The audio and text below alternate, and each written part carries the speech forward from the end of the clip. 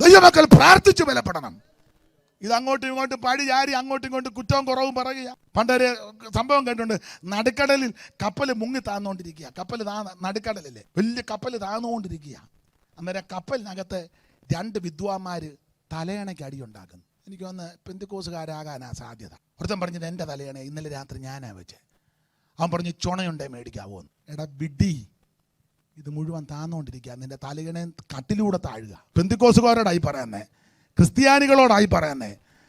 അങ്ങോട്ടും ഇങ്ങോട്ടും സഭയുടെ പേര് പറഞ്ഞ് അടിയുണ്ടാക്കാതെ, കസേരയുടെ പേര് പറഞ്ഞ് അടിയുണ്ടാക്കാതെ, സ്ഥാനമാനങ്ങൾക്ക് അടിയുണ്ടാക്കാതെ, ഇലക്ഷന് വോട്ടുപിടുത്തവും നടത്താതെ, വാശിയും വൈരാഗ്യവും നോക്കാതെ, കക്ഷി പക്ഷ വർഗ വർണ്ണ വ്യത്യാസം തരംതിരിക്കാതെ ദൈവമക്കൾ ചെയ്യേണ്ട കാര്യം കുത്തിയിരുന്ന് പ്രാർത്ഥിക്കണം. ഒരു വല്ലാത്ത കാലയളവിലേക്ക് നീങ്ങിക്കൊണ്ടിരിക്കുക. എല്ലാം ഇപ്പോൾ പൊതുവിൽ പറയാൻ ഒക്കത്തില്ല. വല്ലാത്തൊരു അന്തരീക്ഷത്തിലേക്ക് പോയിക്കൊണ്ടിരിക്കുക.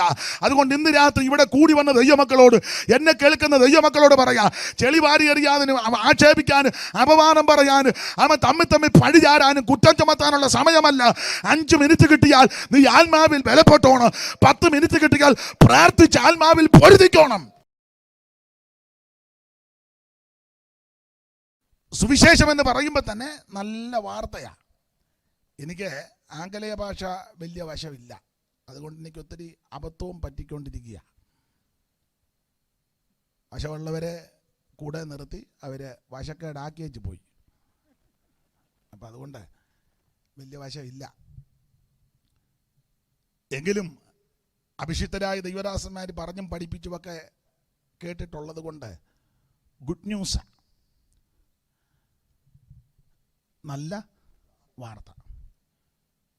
നിങ്ങൾക്കറിയാം, ന്യൂസ് 3-4 അക്ഷരമാണ്.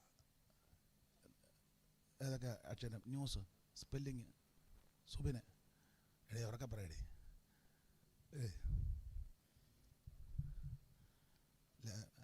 അദ്ദേഹത്തിൻ്റെ ഭാര്യ കോളേജിൽ പഠിപ്പിക്കുക, അങ്ങനെയല്ലോ ഒന്ന് പറ. ന്യൂസ്, NEWS, ന്യൂസ് 4 അക്ഷരമാണ്. NEW. ഗുഡ് ന്യൂസ്, നല്ല വാർത്ത. ആ നല്ല വാർത്ത മറ്റൊന്നുമല്ല, നിങ്ങൾക്കായിട്ട് ഒരുവൻ ജനിച്ചിരിക്കുന്നു, നസ്രയനാകുന്ന യേശു ക്രിസ്തു. അതായി വാർത്ത. അപ്പൊ ഈ ന്യൂസ്, ആ സ്പെല്ലിങ് ലോകത്തിൻ്റെ 4 വശത്തും ഇത് അറിയിക്കണം.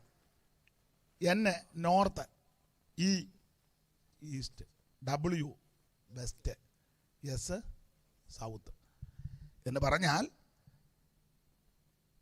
വടക്കും തെക്കും പടിഞ്ഞാറും കിഴക്കുമെല്ലാം അറിയിക്കാൻ പറ്റിയ ഒരേ ഒരു നല്ല വാർത്ത, അത് യേശു ക്രിസ്തു.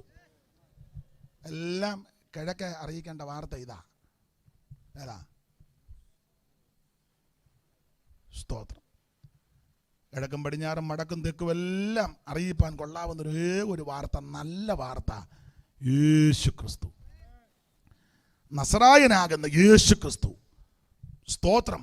മാനവജനത്തിൻ്റെ പാപത്തിൻ്റെ പരിഹാരത്തിന് വേണ്ടി ഈ ഭൂമിയിൽ അവതരിച്ച് നമുക്ക് വേണ്ടി ജീവിച്ച്, മരിച്ച്, അടക്കപ്പെട്ട്, ഉയർത്ത് ഇന്നും ജീവിക്കുന്ന യേശു ക്രിസ്തു.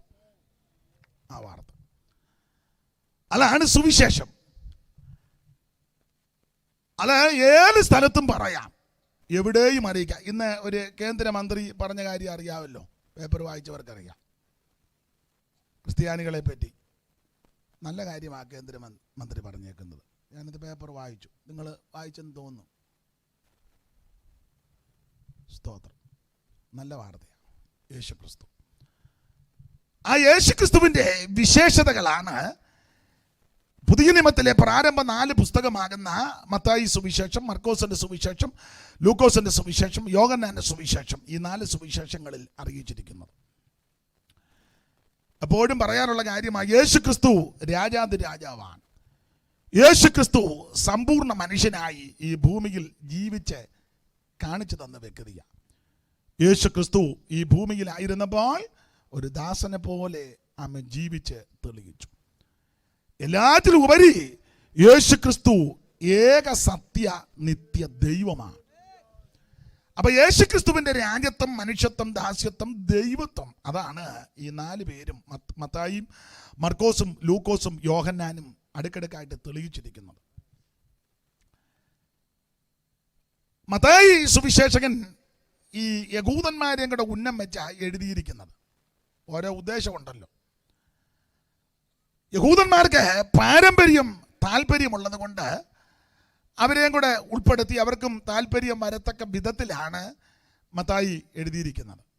അതാ തുടക്കത്തിലെ പാരമ്പര്യമാണ് പറഞ്ഞിരിക്കുന്നത്. അബ്രഹാമിൻ്റെ പുത്രനായി, ദാവീദിൻ്റെ പുത്രനായി, യേശു ക്രിസ്തുവിൻ്റെ വംശാവലി. ഈ യഹൂദന്മാർക്ക് വംശാവലി ഇഷ്ടമാണ്. അവർക്ക് ഈ പഴയ കാര്യങ്ങളും അപ്പച്ചൻ്റെ കാര്യവും വല്യപ്പച്ചൻ്റെ കാര്യവും ഒക്കെ പറയുന്നത് അവർക്ക് ഇഷ്ടമാണ്. അന്നേരം ഉറങ്ങിയിരിക്കുന്ന കുഞ്ഞുഞ്ഞൂട്ടിയും പറയുന്നത്, എടേ നമ്മുടെ അപ്പനെ പറ്റി പറയുന്നത് പറയും. അവർക്കിഷ്ടമാണ് അത് കേൾക്കുന്നത്. വാക്യം മാത്രം പറഞ്ഞാൽ ചിലക്ക് താല്പര്യമില്ല. വേറെ പുസ്തകം നിങ്ങൾ പഠിച്ചേ, അത് ആ രീതിക്കാണ് പറഞ്ഞിരിക്കുന്നത്. അപ്പോൾ യഹൂദന്മാർക്ക് പാരമ്പര്യം, പിതാക്കന്മാരെ പറ്റിയൊക്കെ പറയുന്നത് ഇഷ്ടമാണ്. അബ്രഹാം ഇവരുടെ പിതാവാണെന്ന് പറയുന്നത് കുറച്ചുകൂടെ തൃപ്തിയാണ്. അതുകൊണ്ടാണ് തൊടു കൈക്കേ കൊടുത്തിരിക്കുന്നത്. ഒന്ന് വായിച്ചേരെ, അറിവുള്ള വാക്യമെങ്കിലും ഒന്ന് വായിച്ചങ്ങ് പോകാം. ഞാൻ തുടക്കത്തിലേ പറഞ്ഞല്ലോ, പെന്തിക്കോസുകാരോട് മാത്രമല്ല, മറ്റുള്ളവർ അറിയാത്തവരാരെങ്കിലും ഉണ്ടെങ്കിൽ. മത്തായി 1:1. അബ്രഹാമിന്റെ പുത്രനായ ദാവീദിന്റെ പുത്രനായ യേശുക്രിസ്തുവിന്റെ അബ്രഹാമിന്റെ പുത്രനായി ദാവീദിന്റെ പുത്രനായ യേശുക്രിസ്തുവിന്റെ വംശാവലി. അപ്പോൾ യഹൂദന് വംശാവലി ഇഷ്ടമാണ്. അതുകൊണ്ട് അവരും കൂടെ തൃപ്തിപ്പെടത്തക്ക വിധത്തിലാണ് മത്തായി രേഖപ്പെടുത്തിയിരിക്കുന്നത്. ദൈവത്തിന് മഹത്വം ആട്ടെ. മർക്കോസ് അന്നത്തെ ഭരണകർത്താക്കൾ റോമൻ ഭരണമാണ്. അപ്പോൾ റോമാക്കാർക്ക് ഉന്നം വെച്ചാണ് മർക്കോസ് എഴുതിയിരിക്കുന്നത്. അവരെ പറ്റി ചില അഭിപ്രായങ്ങൾ ഇങ്ങനെ, ഇവർക്ക് ഈ വലിച്ചു വാരി പറയുന്നൊന്നും ഇഷ്ടമല്ല.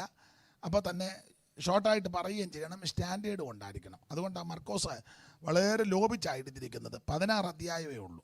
പക്ഷേ കാര്യങ്ങളെല്ലാം താൻ പറയുകയും ചെയ്തു. അപ്പോൾ റോമാക്കാരെ ഉന്നം വെച്ചാണ് മർക്കോസ് എഴുതിയിരിക്കുന്നത്. ലൂക്കോസ് യവനായരെയും കൂടെ ഉദ്ദേശിച്ചെഴുതി. അവർക്ക് ചരിത്രം ഇഷ്ടമാണ്. യഹൂദന്മാര് അടയാളമൊക്കെ ചോദിക്കുന്നു, യവനന്മാർ ജ്ഞാനം അന്വേഷിക്കുന്നു. അപ്പോൾ ഇവർക്ക് ഊഹാഭോഗവും കെട്ടുകഥയും പുരാണ കഥകളല്ല, അവർക്ക് ചരിത്ര തെളിവുകൾ വളരെ താല്പര്യമാണ്. അപ്പോൾ അതിൻ്റെ തെളിവോടുകൂടിയാണ് ലൂക്കോസ് അത് രേഖപ്പെടുത്തിയിരിക്കുന്നത്. ലൂക്കോസിൻ്റെ സുവിശേഷം 1-ാം അധ്യായത്തിൻ്റെ 1 മുതൽ പഠിക്കുമ്പോൾ ലൂക്കോസ് കാര്യം രേഖപ്പെടുത്തിയിട്ടുണ്ട്. പിന്നെ അദ്ദേഹം വൈദ്യനായതുകൊണ്ട് ആ നിലയിൽ പല കാര്യവും തെളിവോടുകൂടിയാണ് എഴുതിയിരിക്കുന്നത്. 1:1. ശ്രീമാനായ തെയോഫിലോസേ, ആദ്യം മുതൽ കണ്ട സാക്ഷികളും വചനത്തിന് ശുശ്രൂഷകന്മാരുമായവർ നമ്മെ ഫലമേൽപ്പിച്ചിരിക്കുന്ന പോലെ നിങ്ങളുടെ ഇടയിൽ പൂർണ്ണമായി പ്രമാണിച്ചു വരുന്ന കാര്യങ്ങളെ വിവരിക്കുന്ന ഒരു ചരിത്രം ചമപ്പാൻ പലരും തുനിഞ്ഞിരിക്കൊണ്ട് നിനക്ക് ഉപദേശം ലഭിച്ചിരിക്കുന്ന വാർത്തയുടെ നിശ്ചയം നീ അറിയേണ്ടതിന് അത് ക്രമമായി എഴുതുന്നത് നന്നെന്ന് ആദ്യം മുതൽ സകലവും സൂക്ഷ്മമായി പരിശോധിച്ചിട്ട് എനിക്കും തോന്നിയിരിക്കുന്നു. അപ്പോൾ ലൂക്കോസ് വളരെ കൃത്യത്തിന് ചരിത്രമെല്ലാം പഠിച്ചാണ് എഴുതിയേക്കുന്നത്. ചരിത്രം ചമപ്പാൻ.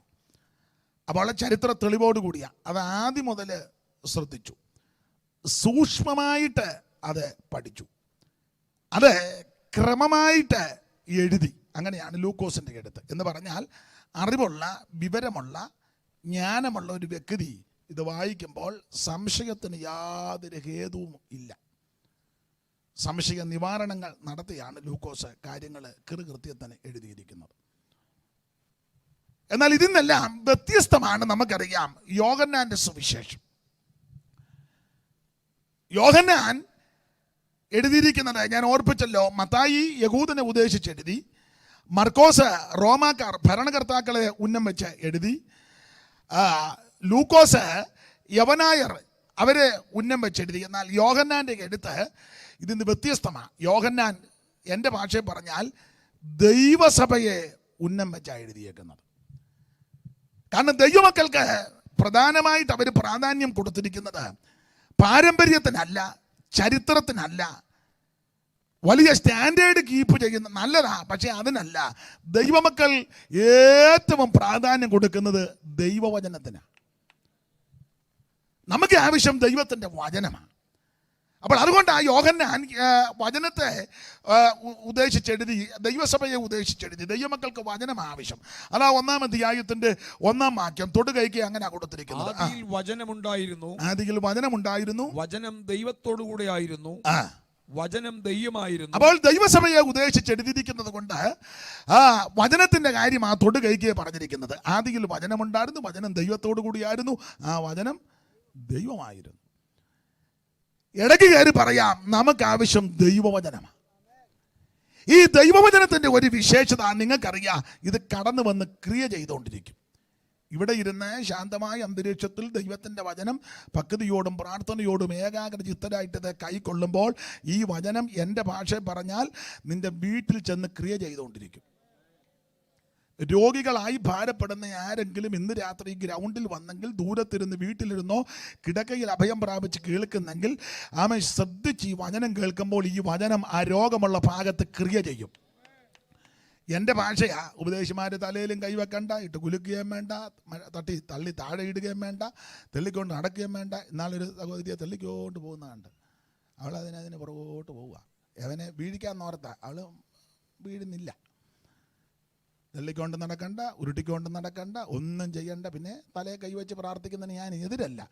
എൻ്റെ അഭിപ്രായം പറയാം. തലയിലും കൈവച്ചില്ലേലും കുഴപ്പമില്ല, നീ വചനം ശ്രദ്ധിച്ച് കേട്ടാൽ മതി. ഈ വചനം കടന്നു വന്ന് ക്രിയ ചെയ്തുകൊണ്ടിരിക്കും. ഇന്ന് രാത്രി വിശ്വാസത്തോട് ഇവിടെ നിന്ന് വചനം കേൾക്കുന്നത് ദൈവമക്കൾ ഓർത്തോണം. ഇവിടെ നിന്ന് വചനം കേൾക്കുമ്പോൾ ഈ വചനം നിൻ്റെ വീട്ടിൽ ചെന്ന് ക്രിയ ചെയ്തുകൊണ്ടിരിക്കും. രോഗമുള്ള ഭാഗത്ത് ഈ വചനം വന്ന് ശക്തീകരിക്കും. അങ്ങനെയാണല്ലോ തിരുവചനവും പഠിപ്പിക്കുന്നത്. സന്ധ്യമച്ചകളെ വേറെ പിടിപ്പിക്കൽ തുളച്ചിയെല്ലുന്ന വചനമാണ്. യഹോവയുടെ വചനം തീ പോലെയും പാറയെ തകർക്കുന്ന ചുറ്റികയാണ്. യഹോവയുടെ വചനം നമ്മുടെ അണ്ണാക്കിന് മധുരമാണ്. ഇത് തേനിലും തേൻകട്ടയിലും മധുരമുള്ളതാ ദൈവത്തിൻ്റെ വചനം. ഇത് അതിവേഗത്തിൽ ഓടുന്ന തിരുവചനമാണ്. യെശയ്യാപ്രവചനത്തിൽ വായിക്കുന്നത്, എൻ്റെ വായിൽ നിന്ന് പുറപ്പെടുന്ന എൻ്റെ വചനം വെറുതെ എൻ്റെ അടുക്ക വരത്തില്ല, ഞാൻ അയച്ച കാര്യം സാധിപ്പിക്കും, എനിക്ക് ഇഷ്ടമുള്ളതെല്ലാം നിവർത്തിക്കും. ഇന്ന് രാത്രി വിശ്വാസത്തോടെ തിരുവചനം കേൾക്കുന്ന ദൈവത്തിൻ്റെ പൈതലിന് വേണ്ടി ഈ വചനം വ്യാപരിച്ചുകൊണ്ടിരിക്കും. വിശ്വസിക്കുന്നവരിന്ന് രാത്രി ദൈവത്തിന് മഹത്വം കൊടുക്കാൻ. മുഖകാന്തികൾ മ്ലാനത നീക്കും, നിൻമുഖകാന്തിയൻ മ്ലാനത നീങ്ങും, നിൻ മധുരാമൃത വചനം ഭിന്നതയാകവേ പോകും, നിൻ മധുരാമൃത വചനം ഭിന്നതയാകവേ പോകും. മഹിമയും പരമേശ മഹിമം യേശു മഹേശ, മഹിമയും പരമേശ മഹിമേശു മഹേശ, മഹിമയും പരമേശ മഹിമേശു മഹേശ. അപ്പോൾ ദൈവസഭയ്ക്ക് ആവശ്യം ദൈവത്തിന്റെ തിരുവചനമാണ്. അപ്പോൾ അവരെ ഉദ്ദേശിച്ചാണ് യോഹന്നാൻ എഴുതിയിരിക്കുന്നത്. ഈ ദൈവവചനത്തിന്റെ ശുശ്രൂഷകരുടെ വിശേഷത കർത്താവിന് എല്ലാവരെയും ആവശ്യമാണ്. ഒരു വിഭാഗത്തെ മാത്രമല്ല ദൈവത്തിന് ആവശ്യം, മുഴുവൻ ലോകത്തെയും ദൈവത്തിന് ആവശ്യമാണ്. സകല മനുഷ്യരും ദൈവസന്നിധി വരണം, അതാണ് ദൈവത്തിൻ്റെ തിരികിതം. അപ്പം എല്ലാവരും ഇത് കേൾക്കണം, അറിയണം, മനസ്സിലാക്കണം. ആ ഉദ്ദേശത്തോടാണ് എഴുതിയിരിക്കുന്നത്. അപ്പോൾ റോമാക്കാർക്ക് ഇത് ആവശ്യമാണ്, യഹൂദന്മാർക്ക് ആവശ്യമാണ്, ജാതികൾക്ക് ആവശ്യമാണ്, ദൈവസഭയ്ക്ക് ആവശ്യമാണ്. ഇവരെല്ലാം കൂടെ ഉൾപ്പെടുത്തുക. ഒരു ഗ്രൂപ്പുകാരെ മാത്രം ഉൾപ്പെടുത്തുകാരനെ എനിക്കും നിങ്ങൾക്കും പലർക്കും ഇതിനകത്ത് വരാനൊക്കത്തില്ലായിരുന്നു. ഇനി ദൈവദാസന്മാരുടെ ശുശ്രൂഷകൾ നിങ്ങൾ ചിന്തിച്ചേ, പരിശോധിച്ചേ, എല്ലാവരും ഇതിൽ ഭാഗവക്കാകണം. എന്നെപ്പറ്റി ഒത്തിരി ആക്ഷേപങ്ങൾ പറയുന്നുണ്ട്. അതിൽ 1-2 ആക്ഷേപങ്ങൾ ഒത്തിരി ഉണ്ട്, എങ്കിലും 1-2 ഞാനങ്ങ് പറയാം. ബാക്കി നിങ്ങളെല്ലാവരും പറയുന്നുണ്ടല്ലോ. അതിൽ 1-2 ആക്ഷേപങ്ങൾ, പുള്ളിയെ അങ്ങ് പാട്ട് തന്നെ, അപ്പോൾ അത് ആവശ്യമുള്ളവരുണ്ട്, അവർക്കത് കിട്ടിക്കോളും. പാട്ടാ. ചില ആൾക്കാർ ആക്ഷേപം പറയുന്നത്, ഇങ്ങനെ വാക്യം മാത്രം പറയുക. ചില ആൾക്കാർ അവരുടെ അഭിപ്രായം അവർ പറയുന്നതാ രസകരമായിട്ടാണ് സംസാരിക്കുന്നത്. തമാശയാണ് ചിലരുടെ വാദം. സത്യം പറഞ്ഞാൽ ഞാൻ തമാശ പറയുന്നില്ല, ഞാൻ എൻ്റെ ശൈലിയിൽ അങ്ങ് പറയുന്നതേ ഉള്ളൂ.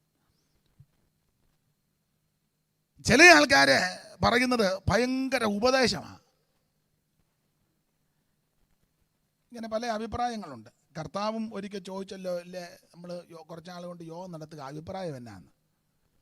അപ്പോൾ ശിഷ്യന്മാർ കുറച്ച് നാൾ കൊണ്ട് ഈ അഭിപ്രായം എല്ലാം കേട്ടിച്ച് മിണ്ടാതെ കൂടെ നടക്കുക. കർത്താവ് സർവ്വജ്ഞാനി ആയതുകൊണ്ട് ഇവരുടെ ഉള്ളിലിരിപ്പൂടെ ഒന്ന് മനസ്സിലാക്കാനായി ഇടയ്ക്ക് ഫിലിപ്പിൻ്റെ കൈസരിയ വന്നപ്പോൾ ചോദിച്ചില്ലേ, നാട്ടുകാരിൽ എന്നെ പറ്റി എന്നാ പറയുന്നതെന്ന്. അപ്പോൾ ശിഷ്യന്മാർ പറഞ്ഞു, ധാരാളം കാര്യം പറയുന്നുണ്ട്, ഞങ്ങൾ നിന്നോടൊന്നും പറയാതിരിക്കുന്നതെന്ന് പറഞ്ഞു. അല്ല എന്നാലും എന്നാ, അത് അതിനെ നിങ്ങൾ പറയാത്ത, അത് ശുശ്രൂഷ ഡിമ്മാകുമെന്ന് ഓർത്ത. കർത്താവ് പറഞ്ഞില്ലെങ്കിലും കർത്താവ് ഉള്ളത്തിൽ ചിന്തിച്ച് കാണുമ്പോൾ ഡിമ്മും ബ്രൈറ്റും ഒന്നുമല്ല, കാര്യം പറയാൻ പറഞ്ഞു. എന്നാലും പൊതുജനത്തിൻ്റെ അഭിപ്രായം. അപ്പം ശിഷ്യന്മാർ പറഞ്ഞില്ലെങ്കിലും പറഞ്ഞു, ബഹുജനം പലവിധം ഇല്ലയോ.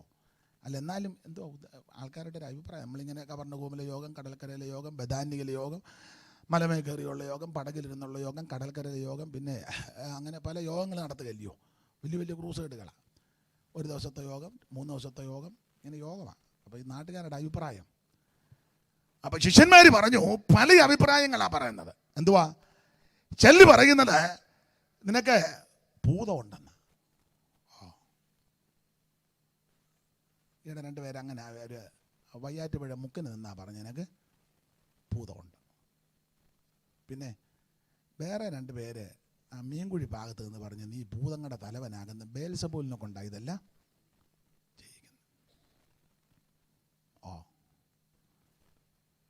തീർന്നു? ഇല്ല.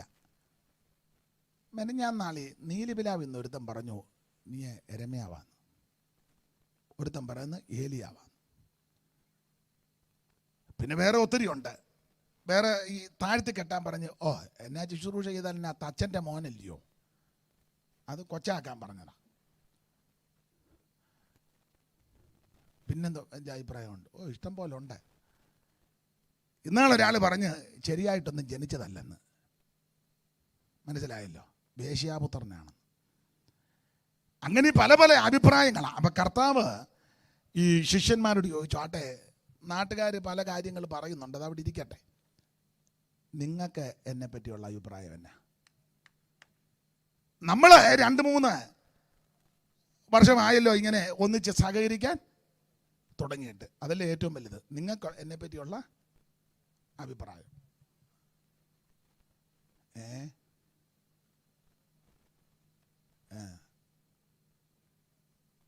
കാണാനും മേലാരാന്ന്. അപ്പൊ നിങ്ങൾക്ക് എന്നെ പറ്റിയുള്ള അഭിപ്രായം. ഈ ചോദ്യം അങ്ങോട്ട് വിട്ടുടനെ പത്രോസ് തിരിച്ച് മറുപടി കൊടുത്ത്, നമുക്കെല്ലാം അറിയാം, നീ ജീവനുള്ള ദൈവത്തിന്റെ പുത്രനായ ക്രിസ്തു.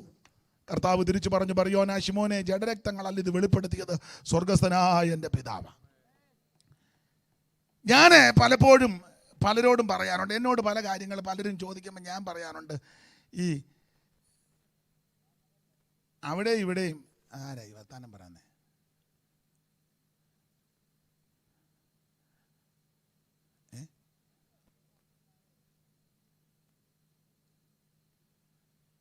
അപ്പൊ ശ്രദ്ധിക്കുക, കർത്താവ് ഉടനെ തിരിച്ച് പ്രതിവചിച്ചു, ബർയോനാ ശിമോനെ, ഇത് ജഡരക്തങ്ങളല്ല നിനക്ക് വെളിപ്പെടുത്തിയത്, സ്വർഗസ്ഥനായ എൻ്റെ പിതാവാ. യേശുക്രിസ്തു ആരാണെന്ന് അറിയുന്നതാ ഏറ്റവും വലിയ വെളിപ്പാട്. സ്തോത്രം. ഇന്ന് രാത്രി ക്രിസ്തുവേശു ആരാണെന്ന് അറിഞ്ഞ് തിരിച്ചു പോകുന്നതാ ഏറ്റവും വലിയ ഭാഗ്യം. ക്രിസ്തുവേശു ലോകത്തിൽ വന്നത് പാപികളെ രക്ഷിക്കാനാ. കർത്താവ് തന്നെ തിരുവായി മൊഴിഞ്ഞല്ലോ, നീതിമാന്മാരെ തേടി അല്ല ഞാൻ ഇങ്ങോട്ട് വന്നത്. ഇന്ന് രാത്രി മനുഷ്യവർഗത്തിന്റെ പാപത്തിന് പരിഹാരം വരുത്തുവാൻ സ്വർഗമഹിമകൾ വെടിഞ്ഞ് ഇഹലോകത്തിലേക്ക് ഇറങ്ങി വന്ന നസറായനാകുന്ന യേശു ക്രിസ്തു. ആട്ടെ, നമ്മുടെ വിഷയത്തിൽ വരാം. അപ്പോൾ യേശു ക്രിസ്തു ദൈവമാണെന്ന് യോഹന്നാൻ അങ്ങോട്ട് തെളിയിക്കുക. ദൈവസഭയെ ഉദ്ദേശിച്ച യേശുക്രിസ്തു ഏകദൈവം, യേശുക്രിസ്തു നിത്യദൈവം, യേശുക്രിസ്തു സത്യദൈവം, യേശുക്രിസ്തു സാക്ഷാൽ ദൈവം, യേശുക്രിസ്തു മാത്രം ദൈവം. പൗലോസിന്റെ ഭാഷയിൽ പറഞ്ഞാൽ തീത്തോസിന്റെ ലേഖനത്തിൽ നമ്മൾ വായിക്കുന്നത് മഹാദൈവവും നമ്മുടെ രക്ഷിതാവുമാകുന്ന യേശു ക്രിസ്തു ദൈവമല്ലെന്ന് ശടിക്കുന്ന, വാദിക്കുന്ന, തർക്കിക്കുന്ന ചിലരുണ്ട്. അവർക്ക് ആ ഒരൊറ്റ വാക്യം കൊടുത്താൽ മതി, ഗുണപ്പെടാനാന്ന് ആ ഒരു വാക്യം മതി. ഒന്ന് വായിച്ചു തീത്തോസ് 2:11 മുതൽ. അറിവുള്ള വാക്യമാ എങ്കിലും ഒന്ന് വായിച്ചു. യേശു ക്രിസ്തു ദൈവമല്ലെന്ന് വാദിക്കുന്ന, ശടിക്കുന്ന ആൾക്കാർക്ക് ഈ ഒരൊറ്റ വാക്യം കൊടുത്താൽ മതി, വേറെ സംഭാരത്തിനൊന്നും പോകണ്ട. എൻ്റെ ഒരു വാക്യം വായിച്ചു തീത്തോസിന്റെ ലേഖനം 2-ാം അധ്യായത്തിന്റെ 11 മുതൽ താഴോട്ടുള്ള തിരുവെഴുത്തുകൾ. സകല മനുഷ്യർക്കും രക്ഷാകരമായ ദൈവകൃപ ഉദിച്ചുവല്ലോ. സകല മനുഷ്യർക്കും രക്ഷാകരമായ ദൈവകൃപ ഉദിച്ചുവല്ലോ. നാം ഭാഗ്യകരമായ പ്രത്യാശയ്ക്കായിട്ടും മഹാദൈവവും നമ്മുടെ രക്ഷിതാവുമായ യേശുക്രിസ്തുവിന്റെ തേജസ്സിന്റെ പ്രത്യക്ഷതയ്ക്കായിട്ടും കാത്തുകൊണ്ടിരിക്കുക. അപ്പൊ ശ്രദ്ധിക്കുക, ആ വാക്യത്തിൽ കൊടുത്തിരിക്കുന്ന പരമപ്രധാനമായ പദപ്രയോഗം മഹാദൈവവും നമ്മുടെ രക്ഷിതാവുമാകുന്ന യേശുക്രിസ്തു. ഇന്ന് രാത്രി എന്നെ കേൾക്കുന്ന പ്രിയരെ, യേശുക്രിസ്തു മഹാദൈവമാണ്. അവിടുന്ന് നിത്യദൈവമാണ്, അവിടുന്ന് സത്യദൈവമാണെന്ന്, അവിടുന്ന് ജീവനുള്ള ദൈവമാ, അവിടുന്നാണ് ഏകദൈവം.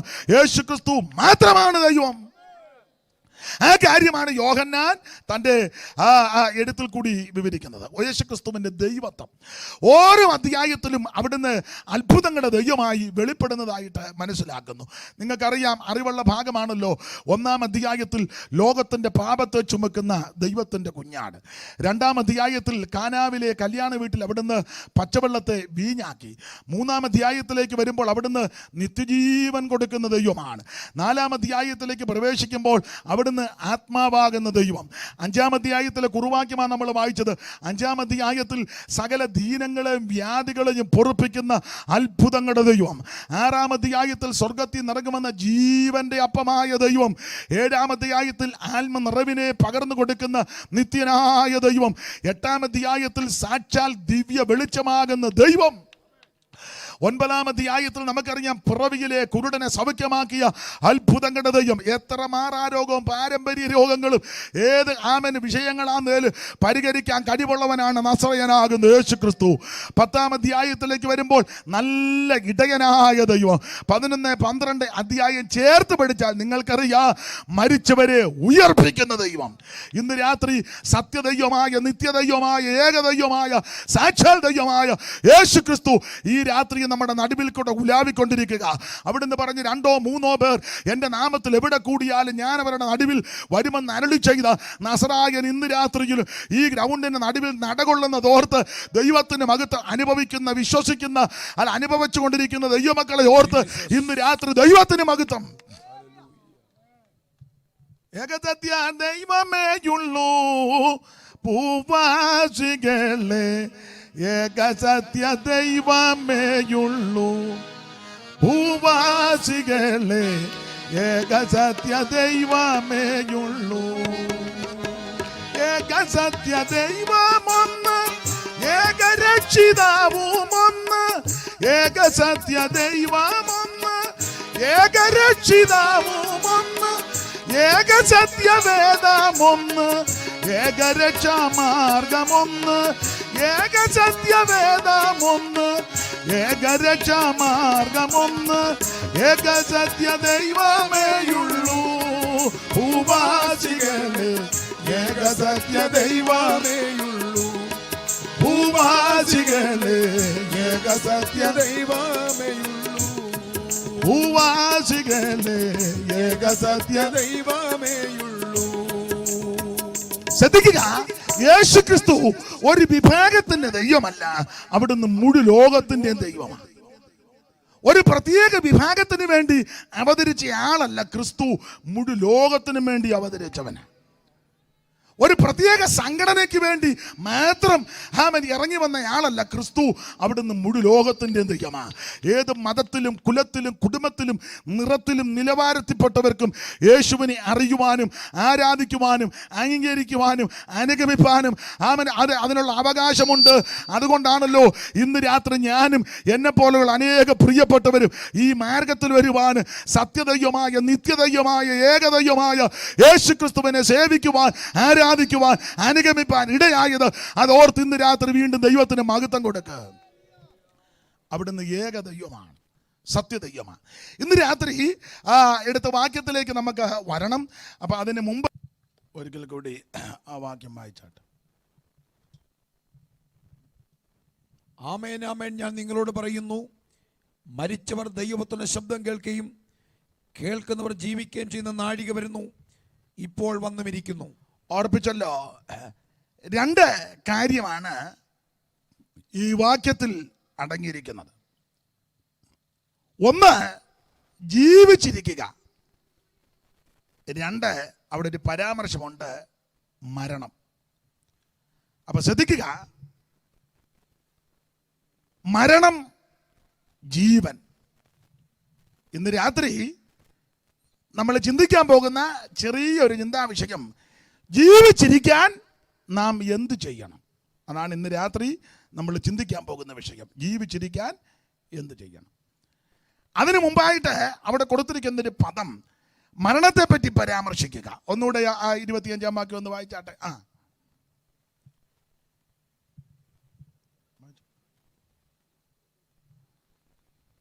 ആമേൻ ആമേൻ, ഞാൻ നിങ്ങളോട് പറയുന്നു, മരിച്ചവർ ദൈവത്തിന്റെ ശബ്ദം കേൾക്കുകയും കേൾക്കുന്നവർ ജീവിക്കുകയും ചെയ്യുന്ന നാഴിക വരുന്നു.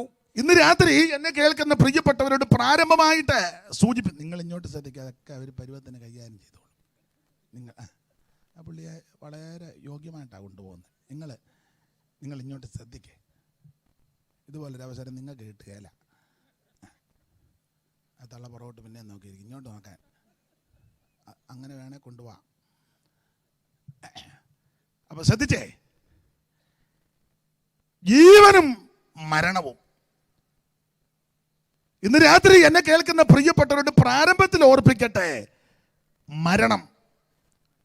ഒരു ദിവസം മരണം എന്നെയും നിങ്ങളെയും ഒന്ന് പിടികൂടും. ഞാൻ മരണ വീടുകളിലൊക്കെ പോയി പറയാറുണ്ട് അവസരം കിട്ടുമ്പം.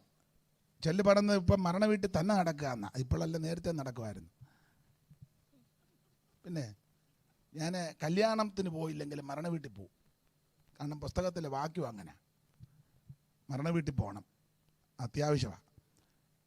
പരിചിതരായവരും പരിചയമുള്ളവരും വേണ്ടപ്പെട്ടവരുമൊക്കെ കടന്നു പോകുമ്പോൾ അവസരം ലഭിച്ചാൽ സമയം കണ്ടെത്തും, അവിടെ പോകും.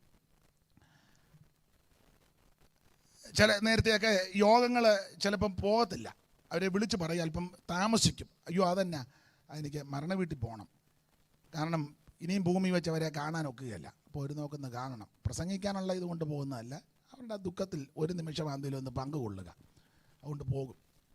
അത് പോകണമെന്ന് ആ പുസ്തകത്തിലെ പ്രമാണം. വിരുന്ന് വീട്ടിൽ പോകുന്നതിനേക്കാൾ, നമുക്ക് വാക്യമൊക്കെ അറിയാമെങ്കിലും എല്ലാം കണക്ക് കൂട്ടിയേ പോകുകയുള്ളൂ. സ്തോത്രം. എന്നാൽ ഞാൻ കഴിവിൻ്റെ പരമാവധി പോകും. അപ്പോൾ അടുത്ത കാലത്ത് ഒരാൾ പറഞ്ഞത്, ഇപ്പം മരണ വീട്ടിൽ തന്നെ അങ്ങ് നടക്കുക. മരണ വീട്ടിലല്ല, നേരത്തെ പോകുമായിരുന്നു. പറഞ്ഞ പുള്ളിയായിട്ട് ഒത്തിരി പോയിട്ടുണ്ട്. അപ്പം മരണ വീട്ടിൽ പോകും. കാരണം ഒരു ദിവസം ഞാനും നിങ്ങളും ഈ വഴി കടന്നു പോകേണ്ടവരാ. എന്നെ കേൾക്കുന്ന പ്രിയപ്പെട്ടവരെ ഓർപ്പിക്കട്ടെ, മരണത്തിൻ്റെ തണുത്ത കരം നമ്മെ വന്ന് തല ഓടുന്നതിന് മുമ്പ് യേശു ക്രിസ്തുവിനെ രക്ഷിതാവായി സ്വീകരിച്ചോണം. ഏത് സമയത്തും മരണം വരും, ഇല്ലയോ? ഇരിപ്പം നോട്ടവും പോക്കുമൊക്കെ കണ്ടാൽ ഞാൻ മരിക്കുകയല്ലെന്നും പറഞ്ഞ, ഇപ്പോഴാണ് മരണം പെട്ടെന്നാ, ഒരൊറ്റ ഇക്കളിനുള്ളതേ ഉള്ളൂ. നമ്മളേക്കും കുഞ്ഞുഞ്ഞൂട്ടി എങ്ങനെയാ വരുന്നത്? ഒരു ഞരക്കം മാത്രമേ കേട്ടുള്ളൂ, അതിനേ ഉള്ളൂ കുഞ്ഞുഞ്ഞ്. പോക്ക് കണ്ടാൽ 9 ഞരക്കത്തിനുണ്ടെന്നും പറഞ്ഞായി പോകുന്നത്. ഇല്ല, മനസ്സിലായോ? പണ്ടൊക്കെ ഈ മരണം, നമ്മൾ സുഖമില്ലാത്തവരും വയ്യാത്തവരൊക്കെ കിടക്കുമ്പം കൂടെ കാണാൻ നമ്മൾ ഇന്ന് ചോദിക്കും വീട്ടുകാരോട്, എങ്ങനെയുണ്ട്? ഇന്നലെ ഒരു കുറുകുറുപ്പും മുട്ടലുമൊക്കെ ഉണ്ടായിരുന്നു. മിക്കവാറും വെളുപ്പിക്ക് വന്ന്, പഴയ ഭാഷയാണ്, വെളുപ്പിക്ക് വന്ന് തോന്നുന്നില്ല. നമ്മൾ വെളുപ്പിനെ ചെല്ലുമ്പം പുള്ളി ചാരി ഇരുന്ന് പൊടിയരിക്കുഞ്ഞ് കുടിക്കുന്നു. പോവുകയല്ല, കുറ്റമല്ലീ പറയുന്നത്. പിന്നെയും 2 ദിവസം കഴിഞ്ഞ് നമ്മൾ ചെല്ലുമ്പം, ഇപ്പം എങ്ങനെയുണ്ട്? ഇന്നലെ മുതലേ കഞ്ഞുകൂടി അങ്ങ് നിർത്തി, കാലിൻ്റെ പൊത്തയ്ക്കൊരു നീർക്കോളും ചെള്ളയ്ക്കും ഒരു തടിപ്പും ഒക്കെ ഉണ്ട്. ഇടയ്ക്കിടയ്ക്ക് കണ്ണിങ്ങനെ തപ്പുന്നുണ്ട്. മൂത്ത മോള് ബോംബെയിൽ, അവൾ വരാനായിരിക്കും കണ്ണുകൊണ്ടിങ്ങനെ.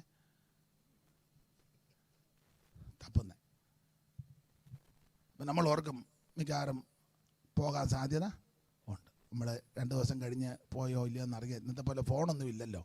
ചെല്ലുമ്പോൾ പുള്ളി മടിയും കുത്തി ഒട്ടുപാല് പറിക്കുന്നു. കാരണം പുള്ളി നട്ട റവറാ, ഇട്ടേച്ച് പോകാൻ പുള്ളിക്ക് വലിയ. എന്നാൽ ഇപ്പം അങ്ങനല്ല. ഇപ്പം എല്ലാം പടുപെടാന്നാ പോകുന്നത്. സൈലൻ്റ് എന്നാ പറയുന്നത് കൂടുതലും. പുള്ളി യോഗത്തിനും സൈലൻ്റ് ആയിരുന്നു. വലിയ കയ്യടിയോ ബഹളമോ ഒന്നും. പുള്ളി വന്ന കാലം മുതലേ സൈലൻ്റാ. പോയതും ദൂരവേയല്ല മരണം എന്നാർക്കറിയാം, ലേജവും ഇല്ല സമയം. ദൂരവേയല്ല മരണം എന്നാർക്കറിയാം, ലേജവും ഇല്ല സമയം. രാജാക്കന്മാർ വലിയ ധീരന്മാരായവരും, രാജാക്കന്മാർ വലിയ ധീരന്മാരായവരും, ധീരസാധുക്കളും ഈ ലോകം വെടിഞ്ഞു പോകും. ധീരസാധുക്കളും ഈ ലോകം വെടിഞ്ഞു പോകും. എപ്പോഴാണ് എൻ്റെ സോദര മൃത്യു വരുന്ന ഓർക്കായിലെന്തു കഷ്ടമേ. എപ്പോഴാണ് എൻ്റെ സോദര മൃത്യു വരുന്ന ഓർക്കായിലെന്ത് കഷ്ടമേ.